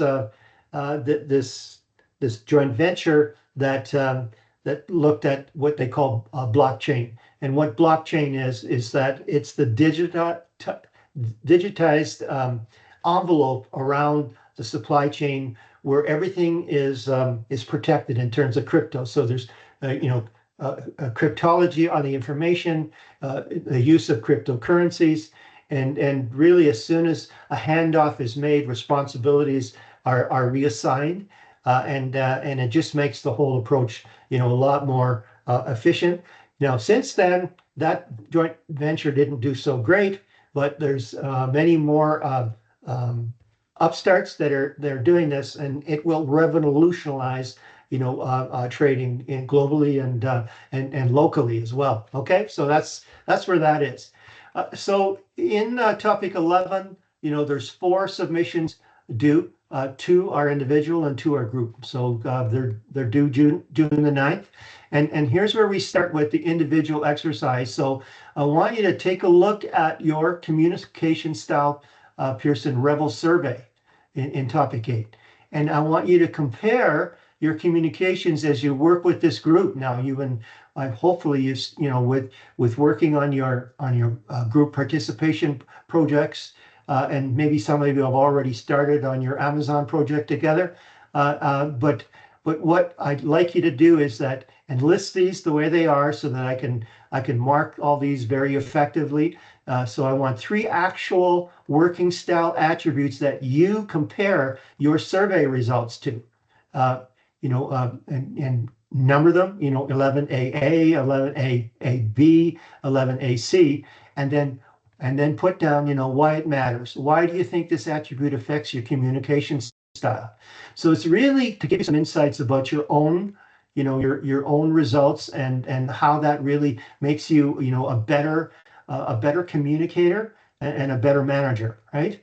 So the next one, the next one is that I want you to look at your communicating supportedly Pearson Rebel survey, and again, compare that, your working communication supportedly style on group participation activities, and compare that to that survey itself. And again, number them this way. Tell me why it matters. Now, the whole idea then is that this is going to help you in your assignment number 5 as well.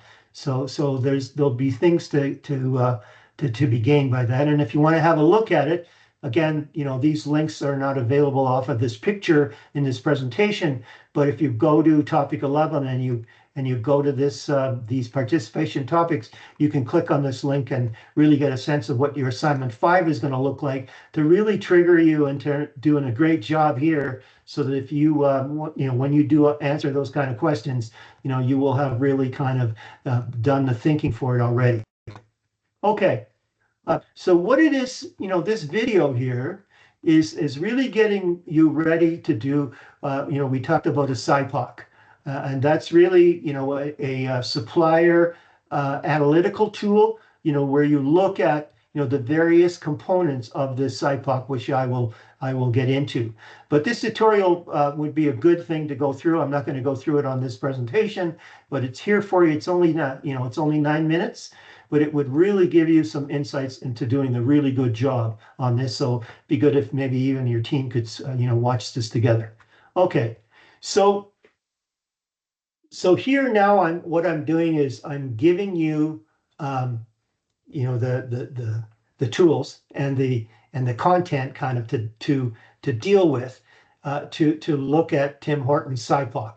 And so what, there's different types of suppliers for Tim Hortons: coffee beans, dairy product, baked goods, paper products, meat and poultry, vegetable produce, equipment, machinery. So I want you to pick one of these suppliers, and I want you to research what is, who's the supplier, so that it makes it a lot more specific.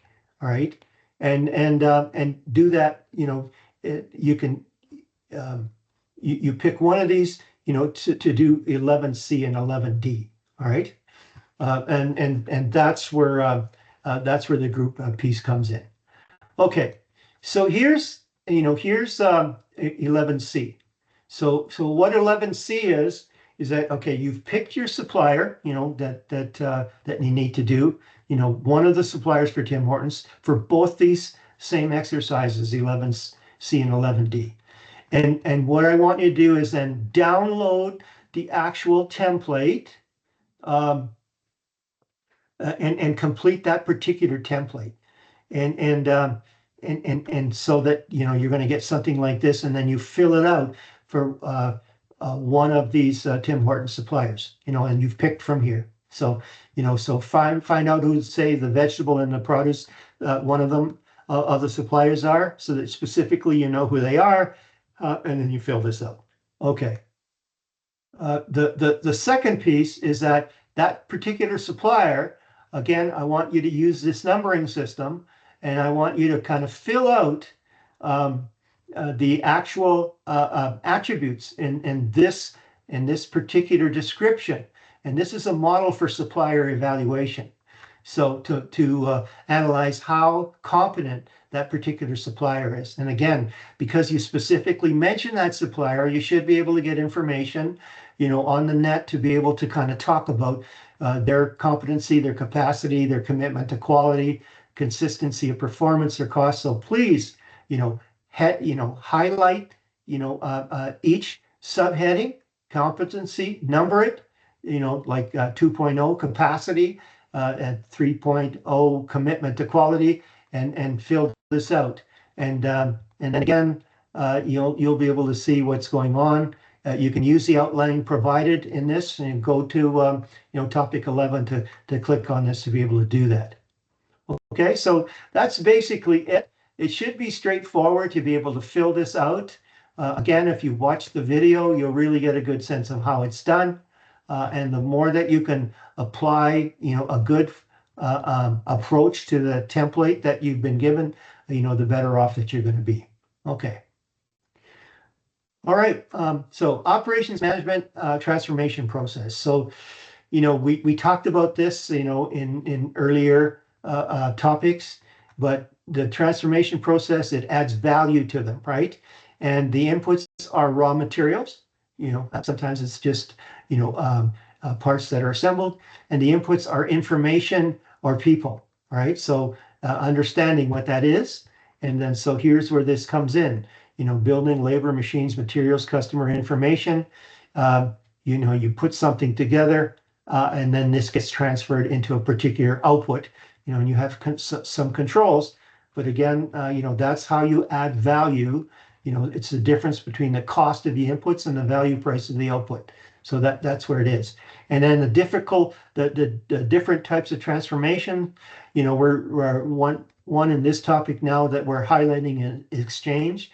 That's the retail available where the customer is. So the exchange is you as a customer go to the premise, you give them $10, they give you a $10 t-shirt. I mean, that's the exchange part of the transformation. But there's 4 value creating activities of retailers. One is providing the product, so this t-shirt, is a special t-shirt that gives you some sort of identity. The pricing, hey, it's the best price on the block. And then that providing a wider range of product offerings. Well, hey, not only can you get the t-shirt, but you could probably order shorts that are complementary to that particular t-shirt. And then they're continually improving and innovating, their product offerings. Okay, so again, this is what the exchange retail is all about. Input of a customer with cash or credit to, and the input of a retailer with a good or service. So that's how that all comes together. So why do we need to know about the value chain in topic 11? All right, so that's, now I'm going to introduce a concept about the value chain, but so you'll have to do this specific SIPOC for Tim Hortons.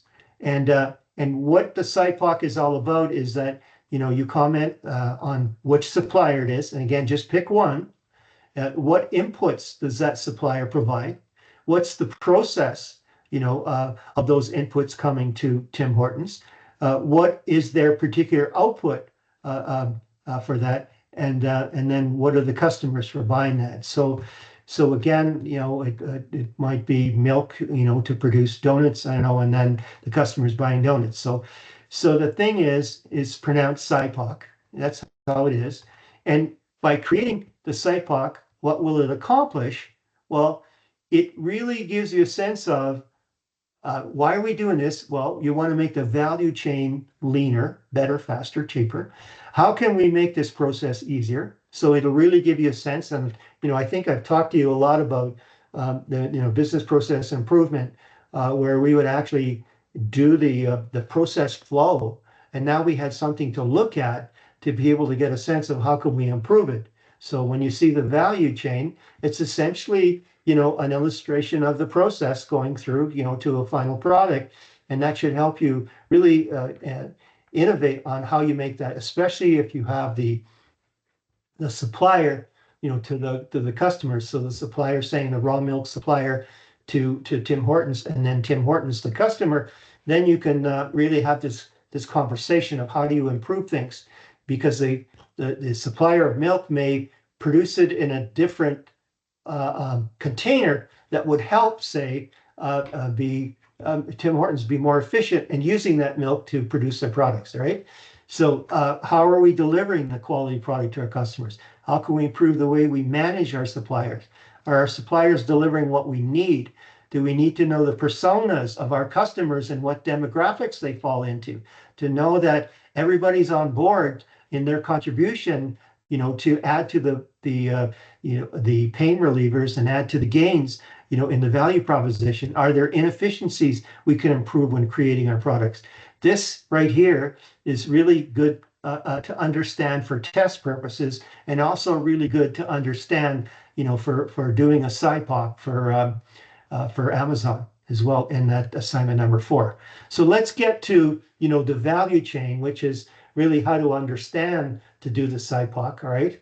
And what's key in the value chain, and this is Michael Porter, and he coined the term value chain, and he breaks this down into 2 layers. The first layer are the primary activities, right, of what you do to get to the end product or the outcome, that produces profit. And then the second layer is the support activities that are common to all these other links in the chain. So you wouldn't have an HR management system for inbound logistics and then one for operations. So what you're doing then is, you're getting leverage over the use of resources. Okay, so like a typical support activity, procurement, all right, they would buy for anything that any group in these links would need, all right, rather than trying to do their own purchasing. All right, so again, now operations, it's a primary activity. This operations now is either assembly or manufacturing or whatever, right? That's how that piece comes together. Here's a little bit about Porter, management professor, key for understanding his generic strategies that we cover, the 5 forces platform. He actually does the diamond platform as well, excuse me. Okay, and then here's some details around Porter's value chain, so you understand, really how does your organization create value? How do you change business inputs into business outputs in such a way that they produce greater value at each, link in the chain? So go and read through these, and the more value an organization creates, well, the more profitable it is likely to be. And so that what you're doing is you're providing more value to your customers, and at the end of the day, we talked about this, it's all about building competitive advantage, right? All right, so Porter's value chain focuses on systems, and you can see that systems, is in, the continuum of management principles, and how inputs are changed into outputs purchased by consumers. So that's what's key. So here's another look at the value chain, and you can see again the 2 layers, support activities and the primary activities. It just got flipped around, from the other one. So these are the primary activities. Remember, I showed you operations as the primary activity that could either be, assembly operation, or a service operation, that brings everything together, or, manufacturing or whatever. And again, these are the key layers, support activities and primary activities. You can see the yellow areas. And really, at the end of the day, it's to produce a product, but it's to affect competitive advantage. I mean, that's really what we're talking about today. So it's a panoramic view of the business landscape, tangible benefits for productivity. So, you would look at this to build your business model, right? And it's leading to sustainable competitive advantage. We keep on going there. It's the building blocks, right? And allows you to, in strategic planning, making the choices, the right choices about how these activities are configured, linked together. And again, you take this value chain approach to really work inside of the supply chain piece, because the supply chain is one giant big value chain, with many, many partners. So that's how they all come together here. And a company's value chain is part of a larger value system that includes upstream suppliers, downstream distribution channels, to the customers themselves.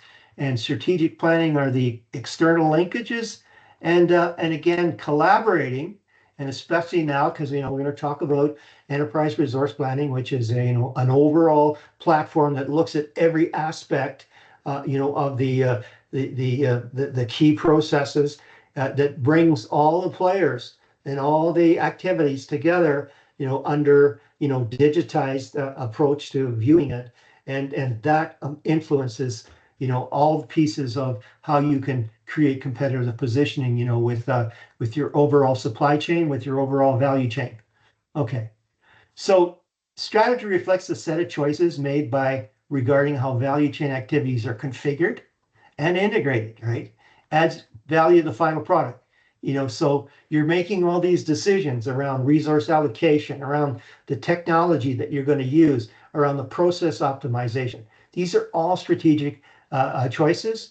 And again, from a branding point of view, from a strategic positioning point of view, it's actually positioning, the supply chain to do what it's supposed to do, and deliberately doesn't do some of the things that it doesn't want to do, because it's making great choices to make the most out of scarce resources.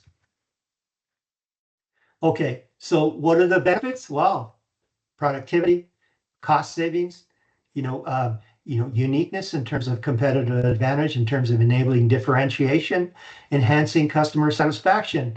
And again, what we're really trying to do is ultimately affect customer loyalty, because customer loyalty affects the customer lifetime value, and customer loyalty you can bring to the bank. Customer satisfaction, as soon as your competitor meets the customer satisfaction level, if you don't have loyalty, they may be gone. All right, so that's the way to look at it. Okay, so again, a little more information I'm not going to go through on this presentation, but know about what's going on with the primary activity. All right, and these activities, they create value by themselves, and the more that you can optimize each link, the more value overall that you bring to the outcomes of that value chain.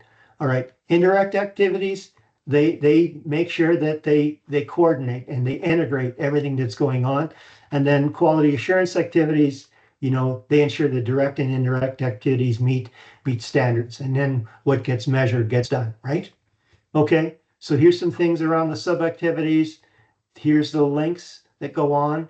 I recommend that you read all this to be able to really get a sense of what this is all about. Okay, so now we're going to kind of incorporate, the value chain and how to take a look at the value chain, versus the generic competitive strategies that Michael Porter has created, right? And here's kind of the overall look at it. You can have, a broad approach to strategy, or you could have a narrow approach to strategy. And a broad approach, what that means is that, you can either look at cost leadership, low cost. So, I would put, Walmart in this category. And then differentiation leadership. You can take a look at Apple. I mean, Apple only makes products that they know that they can excel at. It's unique in the marketplace, knowing even from the brand that if something goes sideways on an Apple product, it gets fixed right away. All right, and that's because of the differentiation leadership that is going on. So if you take a look at Apple, say, it's got a broad approach to the market because it's servicing, many target markets. All right. But if you take a narrow approach, you might be, let's just say that, you're a senior residence type of supplier, for senior services. Okay. There's a cost focus. You could be, the most, I guess the cheapest, senior service that's there, or you can be one of the best because you not only part of your differentiation is that most of the seniors that take your services are happier than any other group of senior citizens around. Okay, but the thing about the narrow service is that what if for some reason the government decides that they're going to take on all senior services because that's the right thing to do? Then you're out of business because that's all, your niche is so narrow that no matter if you do cost focus or differentiation, you're out of business, right? So that's what you need to learn about. And then here's where you can see how it's broad. It's a particular wide, in terms of target market, and this one here on the focus, it's particular segment only. So that's really what it's all about. But here's where now it has an impact on your value chain, because you're going to have to structure your value chain according, to the generic strategy that you're going to adopt and the type of generic strategy that you're going to adopt, right? All right, so your organization's value chain should reflect its overall generic business strategy, no doubt about that. So you need to be clear about whether you're trying to sell yourself apart from your competition or simply have lower costs. So you need to really be clear about, are we going to be, we going to focus on cost, or are we going to focus on differentiation, right? So depending on your strategy, your value chain will change, right? So if you're a cost advantage and you have players in there in terms of your overall value chain that focus on being unique and not so much on cost, well, then you've got you've got a dissonance, that it ain't going to work. You're really not going to create the most effective competitive advantage. So that's what you have to worry about. So before you do your value chain analysis, take a look at what cost advantage, what that's all about, right? And you identify the firm's primary product, you establish relative importance of each activity, you identify all the cost drivers for each activity, you identify links between the activities, you identify the opportunities for reducing costs. And you can see that, if you have other links that are not abiding by this, it's not going to get a great overall outcome. On the other hand, you decided, hey, you want to be unique. So if you take a look at, I don't know, I'm trying to think of a specific supply chain that just highlights high value products, right? And that's unique, right? Okay, so Apple, yeah, Apple is a supply chain. So you can see how it looks at the value creating activities, evaluates the differentiation strategies, it identifies the best suitable differentiation. So that's where that goes. But the thing is to remember, though, is that that's the overriding generic strategy. But if you're a differentiation advantage type value supply, you still have to worry about competitors, and you have to meet at least the threshold for cost. You can't be so overpriced that you're out there, but people will still see the value in there. Or if you're cost advantage value chain, you still have to take a look at the level of quality from your competitors, and that has to be, you need to meet that. Otherwise, you're not, you won't be selling junk, right? So again, so you don't get too out of whack with that, but that it's cost advantage is your predominant strategy, differentiation is your dominant strategy based on, the other types of strategies that are out there with your competitors, and you have to meet the minimum baseline, to be, in the other areas that you're not focusing in. Okay, so value chain, very useful strategic management tool, and now we're going to take the value chain into another area of businesses, And these other businesses are called knowledge-intensive companies. All right.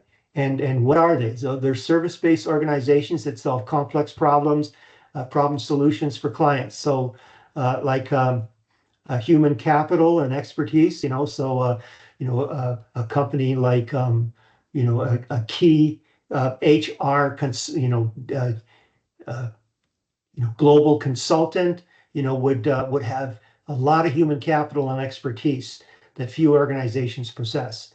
And they create market value through knowledge. So they do a lot of research and they do a lot of publishing in human resource management innovation, right?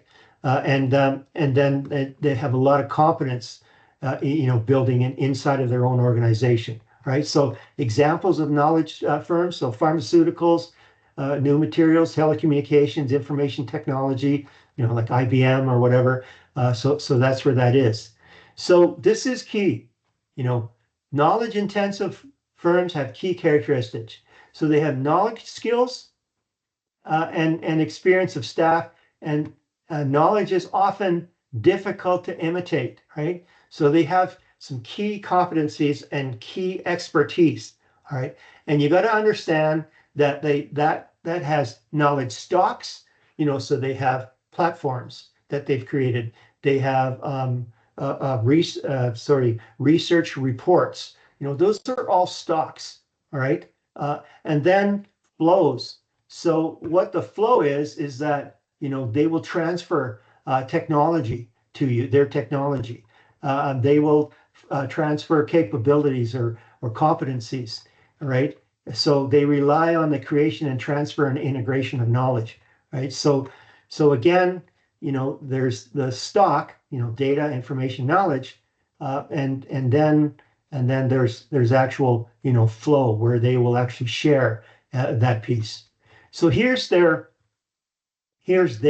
value chain, and you can see that these are their primary activities, and these are their support activities, and how basically they're looking at performance outcomes. And really, when we talk about performance outcomes, we're really talking about competitive advantage, right? Okay, so that's that piece. Um, and how do we bring these together in terms of improving the capabilities of management principles inside of the actual business model? Well, total quality management is a device, all right? And there's different types of tools and techniques, all right? But the key around TQM is that it's continuous improvement. The Japanese call this Kaizen, which means that if you take a look at a shift, Honda manufacturing of cars, say, north of Toronto, at the end of the shift, they have what they call the quality circle. It's the group in the shift that come together and they spend the last few minutes in the shift saying, okay, what works and what's not working and how can we improve this? And all that input goes to the process design people and improve that. And how do they do that? Is because they're empowered. They're a team, and they have the reward system in place to really feel like, hey, they can make a difference, and what their main focus is on customer satisfaction. Right. So that's what's key about total quality management. Right. And the father of total quality management is one of my heroes here, Edward Demings. And he was one of the key six pioneers of total quality post World War II. And one of the key outputs is his 14 points, and you should sure be going through the 14 points to know what's going on. But the whole idea, though, is that you reduce costs by focusing on quality. And here's his main assertion, right? If you just focus on cost goes up, quality goes down, right? Because sometimes the cheapest method doesn't really get you to a good outcome. But if you focus on quality, chances are quality, I mean, for sure, quality goes up, but costs will fall because quality quality eliminates the number of defects. Quality ensures that the processes are working properly, effectively, efficiently, so to be able to produce the results. So this is, a key assertion here of Edward Deming that you should really know about. Okay, here's the 14 points. You create consistency, purpose, towards improvement. That quality circle inside of a Honda, they know what their team purpose is all about. They know what the philosophy is all about. They're looking at getting to the root causes and solving them, rather than looking at inspecting and finding defects that they have to fix. Right? Those are the kind of 14 points I want you to go through. And what he created was the Deming cycle. And he called it PDSA, and then all of a sudden, the quality movement took it apart and kind of rebranded it as Plan, Do, Check, Act. And this Plan, Do, Check, Act is a key instrument in total quality management in today's world. Okay, so that's really important. So again, you can see how plan, do, and then study, check, act really kind of comes together, and this process that they use to continuously improve, their working processes of what they're doing. And out of that comes just-in-time and lean manufacturing, which is key. So you should understand and know what the 8 wastes are that total quality or lean manufacturing goes after. And these are the key 8 wastes: overproduction, unnecessary inventory, waiting, unnecessary transportation, overprocessing, inefficient work methods, producing defective products, underutilization of employee knowledge and skills. So, I mean, that's the key effort. And to really understand that, Tim Woods really put it in a little bit of an icon based piece, but understand that these are key. Find and eliminate these 8. And I'm sure there's a question, either on the assignments or in the tests on this piece. So here's just a great analogy of lean manufacturing. So I talked about inventory, right? And inventory can be from 35 to 65% of the cost of producing a mechanism. And if you've got a lot of inventory, then you have to you run at a higher level, in the pool kind of thing, or in the ocean. So let's say that you start decreasing. This is the inventory, is the level of the water. So you start decreasing the level of the water. And what happens is the boats start hitting the rocks, all right? And so what that tells you is there's where your problems are in terms of your process. So you start fixing your processes, and then what can happen is then you can further lower the operating level of the inventory, because you've fixed the process. And when you fix the process, you actually improve the quality. So that's really what this is all about. And then, how do you do that? That's, with little inventory, there's other areas where you distribute the workload evenly. You use production flexibility, you use smaller lot sizes, you have, you look at your setup time and reduction, and then how you can do a cellular layout. We took that in another topic earlier, and then prevent defects from occurring. And this is where you get the idea of what they call 6 Sigma, and that's I think 1 or 2 defects per million or something like that. So that's key. And then standardize the process. Here's what you need to do in terms of SIPOC. This is a car dealer example. So you're going to pick your one supplier to Tim Hortons and talk about, and so there's only going to be one here.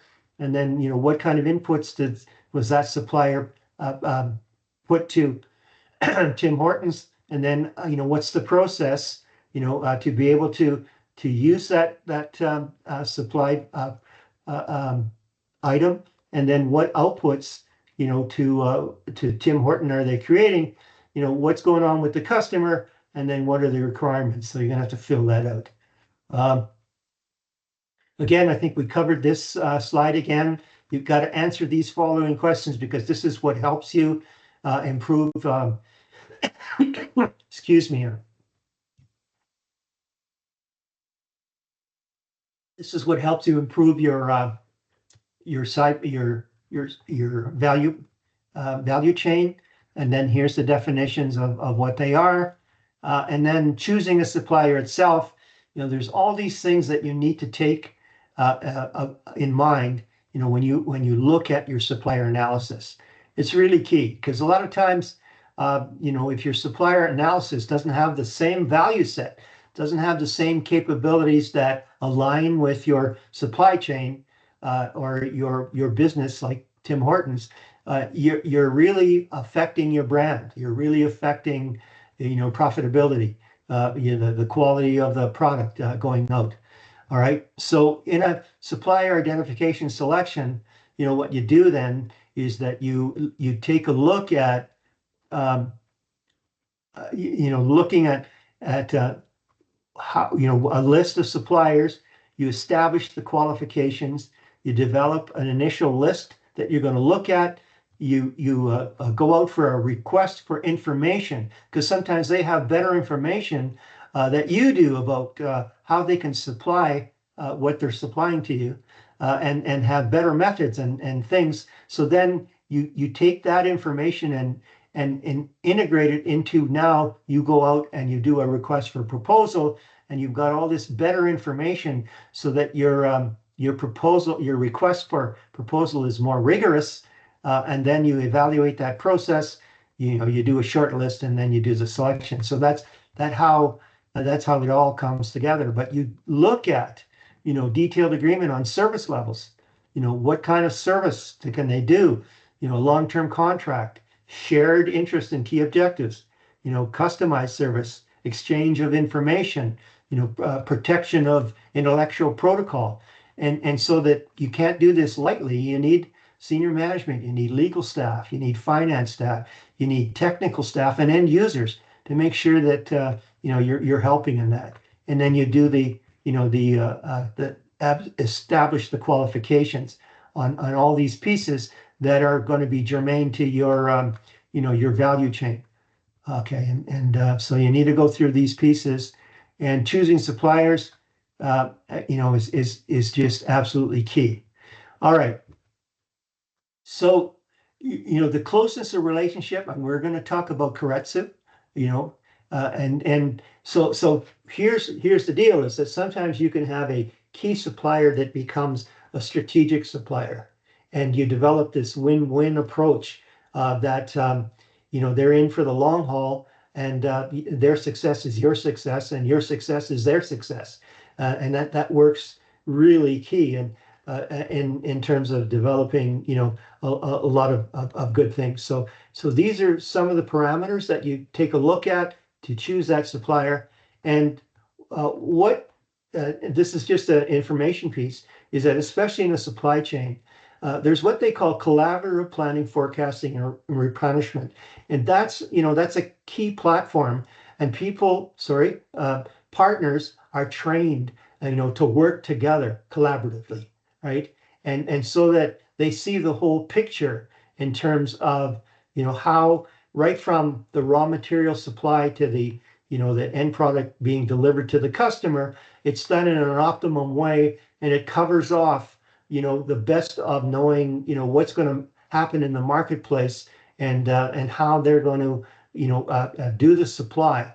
Because, when you get into, supply chains, there's a whole pile of things that you should be worried about. But I just wanted to let you know that this was here. And then we talked about, the types of relationships. So I wanted to highlight, and you can see this is highlighted here, the Keiretsu. And this is really on a high level of interdependence in terms of relationships. So let's just, okay, I'll just leave that here for now. And then let's just talk about, outsourcing and insourcing. So, what outsourcing is that you bring in a partner, to be able to, you bring a partner to be able to be part of your value chain.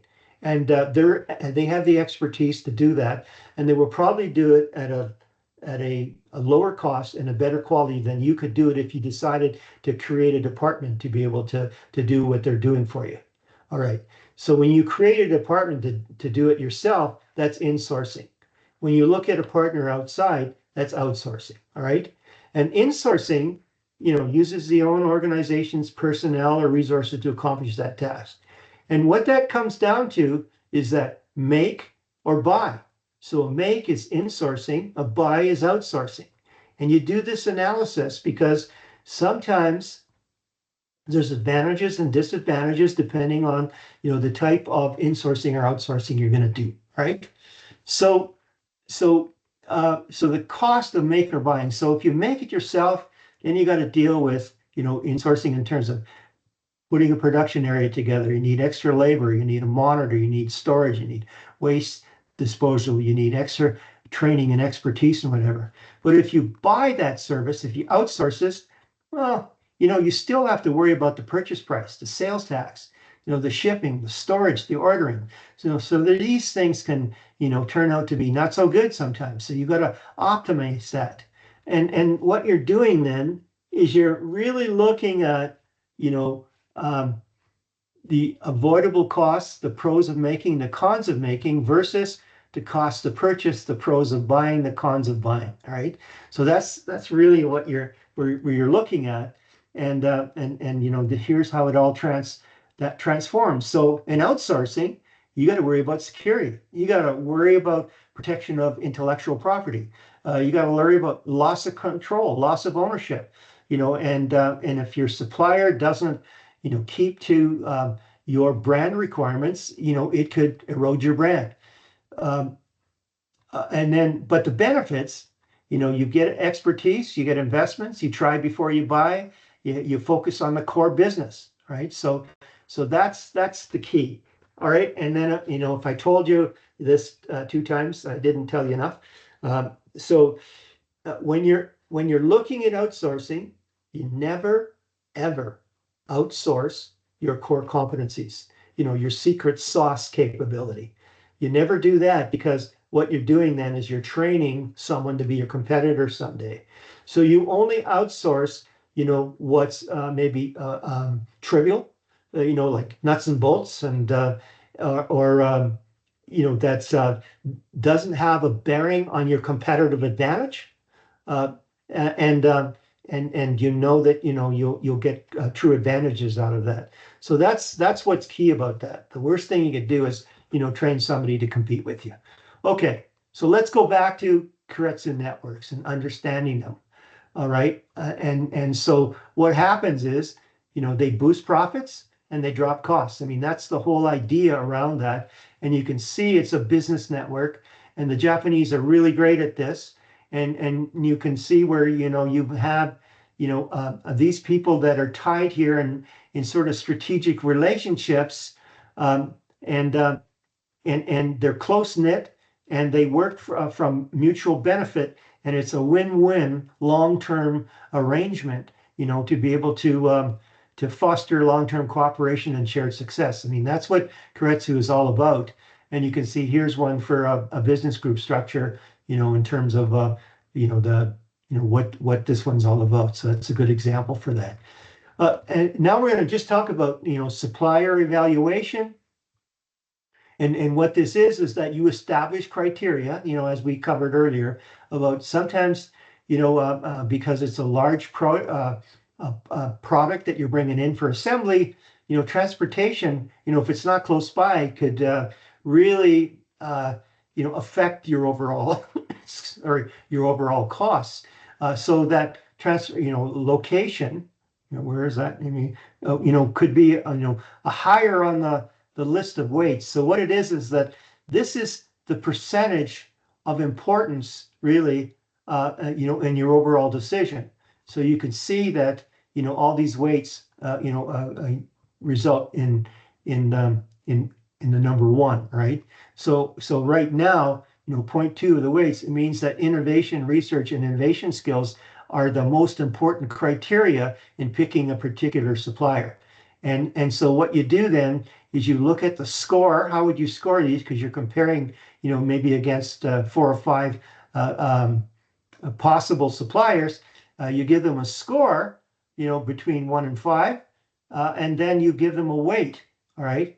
And then what happens then is that this score now is compared against your various suppliers, and then your highest score is what your choice is. So that's how that works. And then understanding integration and what vertical integration is. Let's talk about let's talk about Tim Hortons. All right. So coffee beans themselves. All right. So coffee beans themselves may be so important, for access because of, a breakdown in global supply chains or whatever. So what will happen is that in a backward integration, what Tim Hortons would do is they would buy a coffee plantation, say in Africa somewhere. Okay, that's backward integration.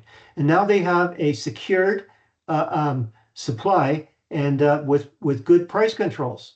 Okay, so that would be that. Coffee cup producers are just not working, so they may buy a coffee cup supplier and produce their own coffee cups. That's backward integration.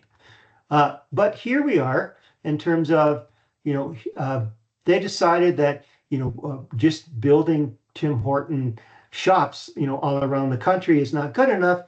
So what they'll do is they create a possibility for an operator to run a kiosk in the college. Well, that's forward integration. You see that? Okay. All right. So that's the vertical integration route. Now, if we talk about horizontal integration, for some reason,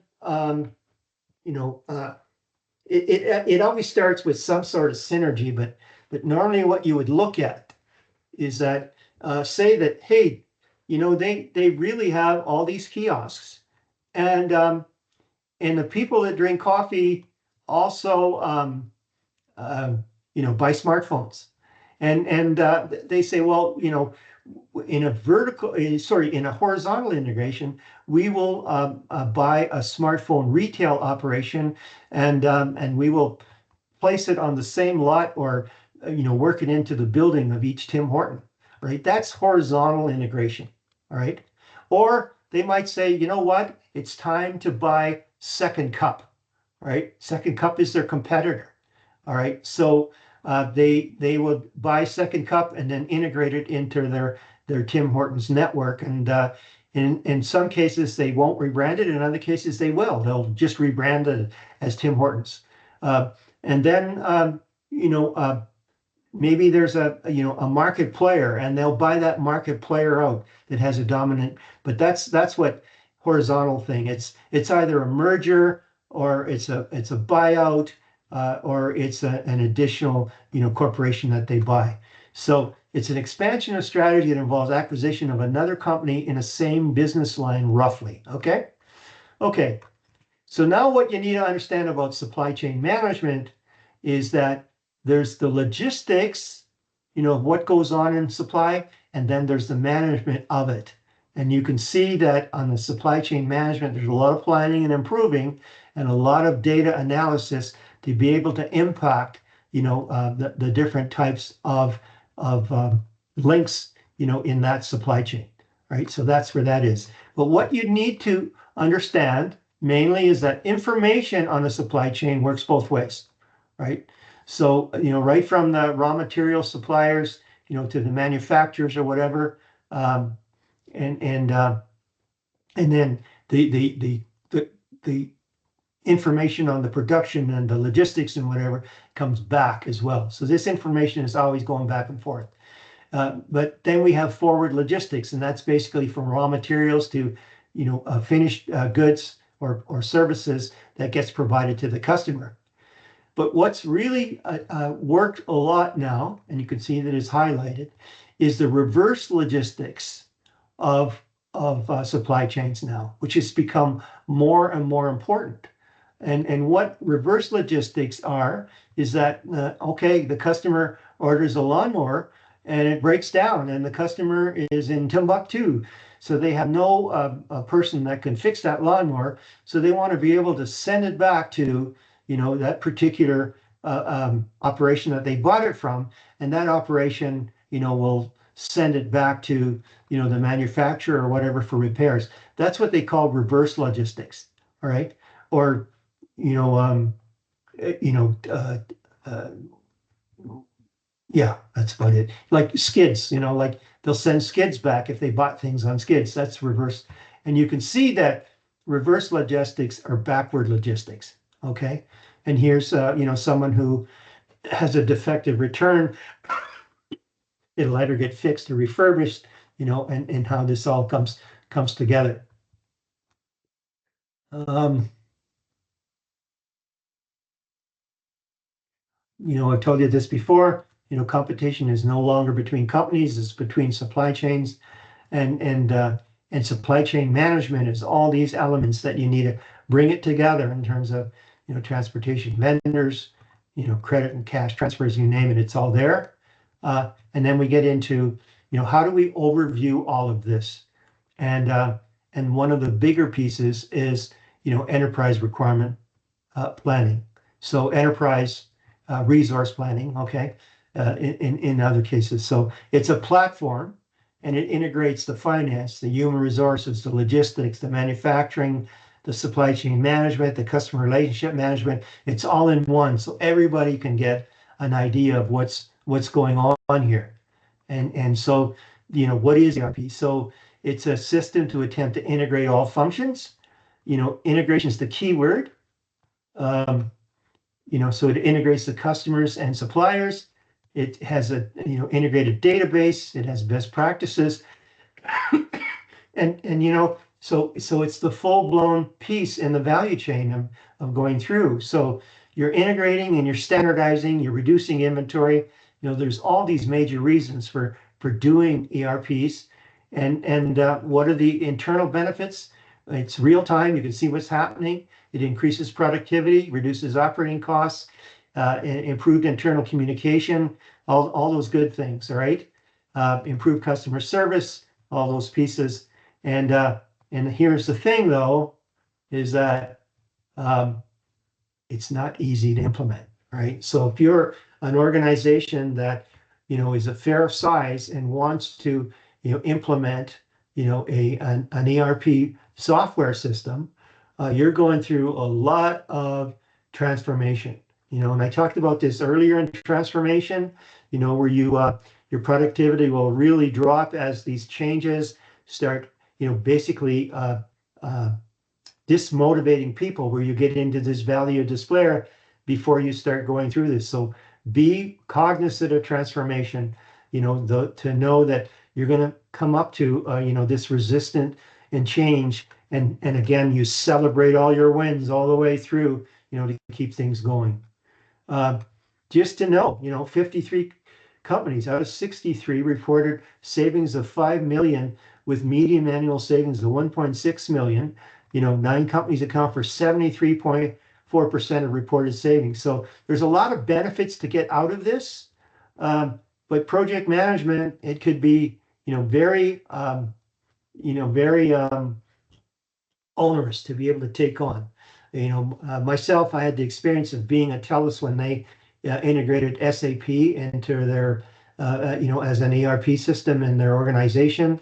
It took them many years, many, hurdles that they had to cross, and so that, it could take, 12 to 18 months or even longer with high costs, so it's a real big deal. But just so you know, there's big money to be made in terms of, career opportunities. And I just wanted to bring that to your attention.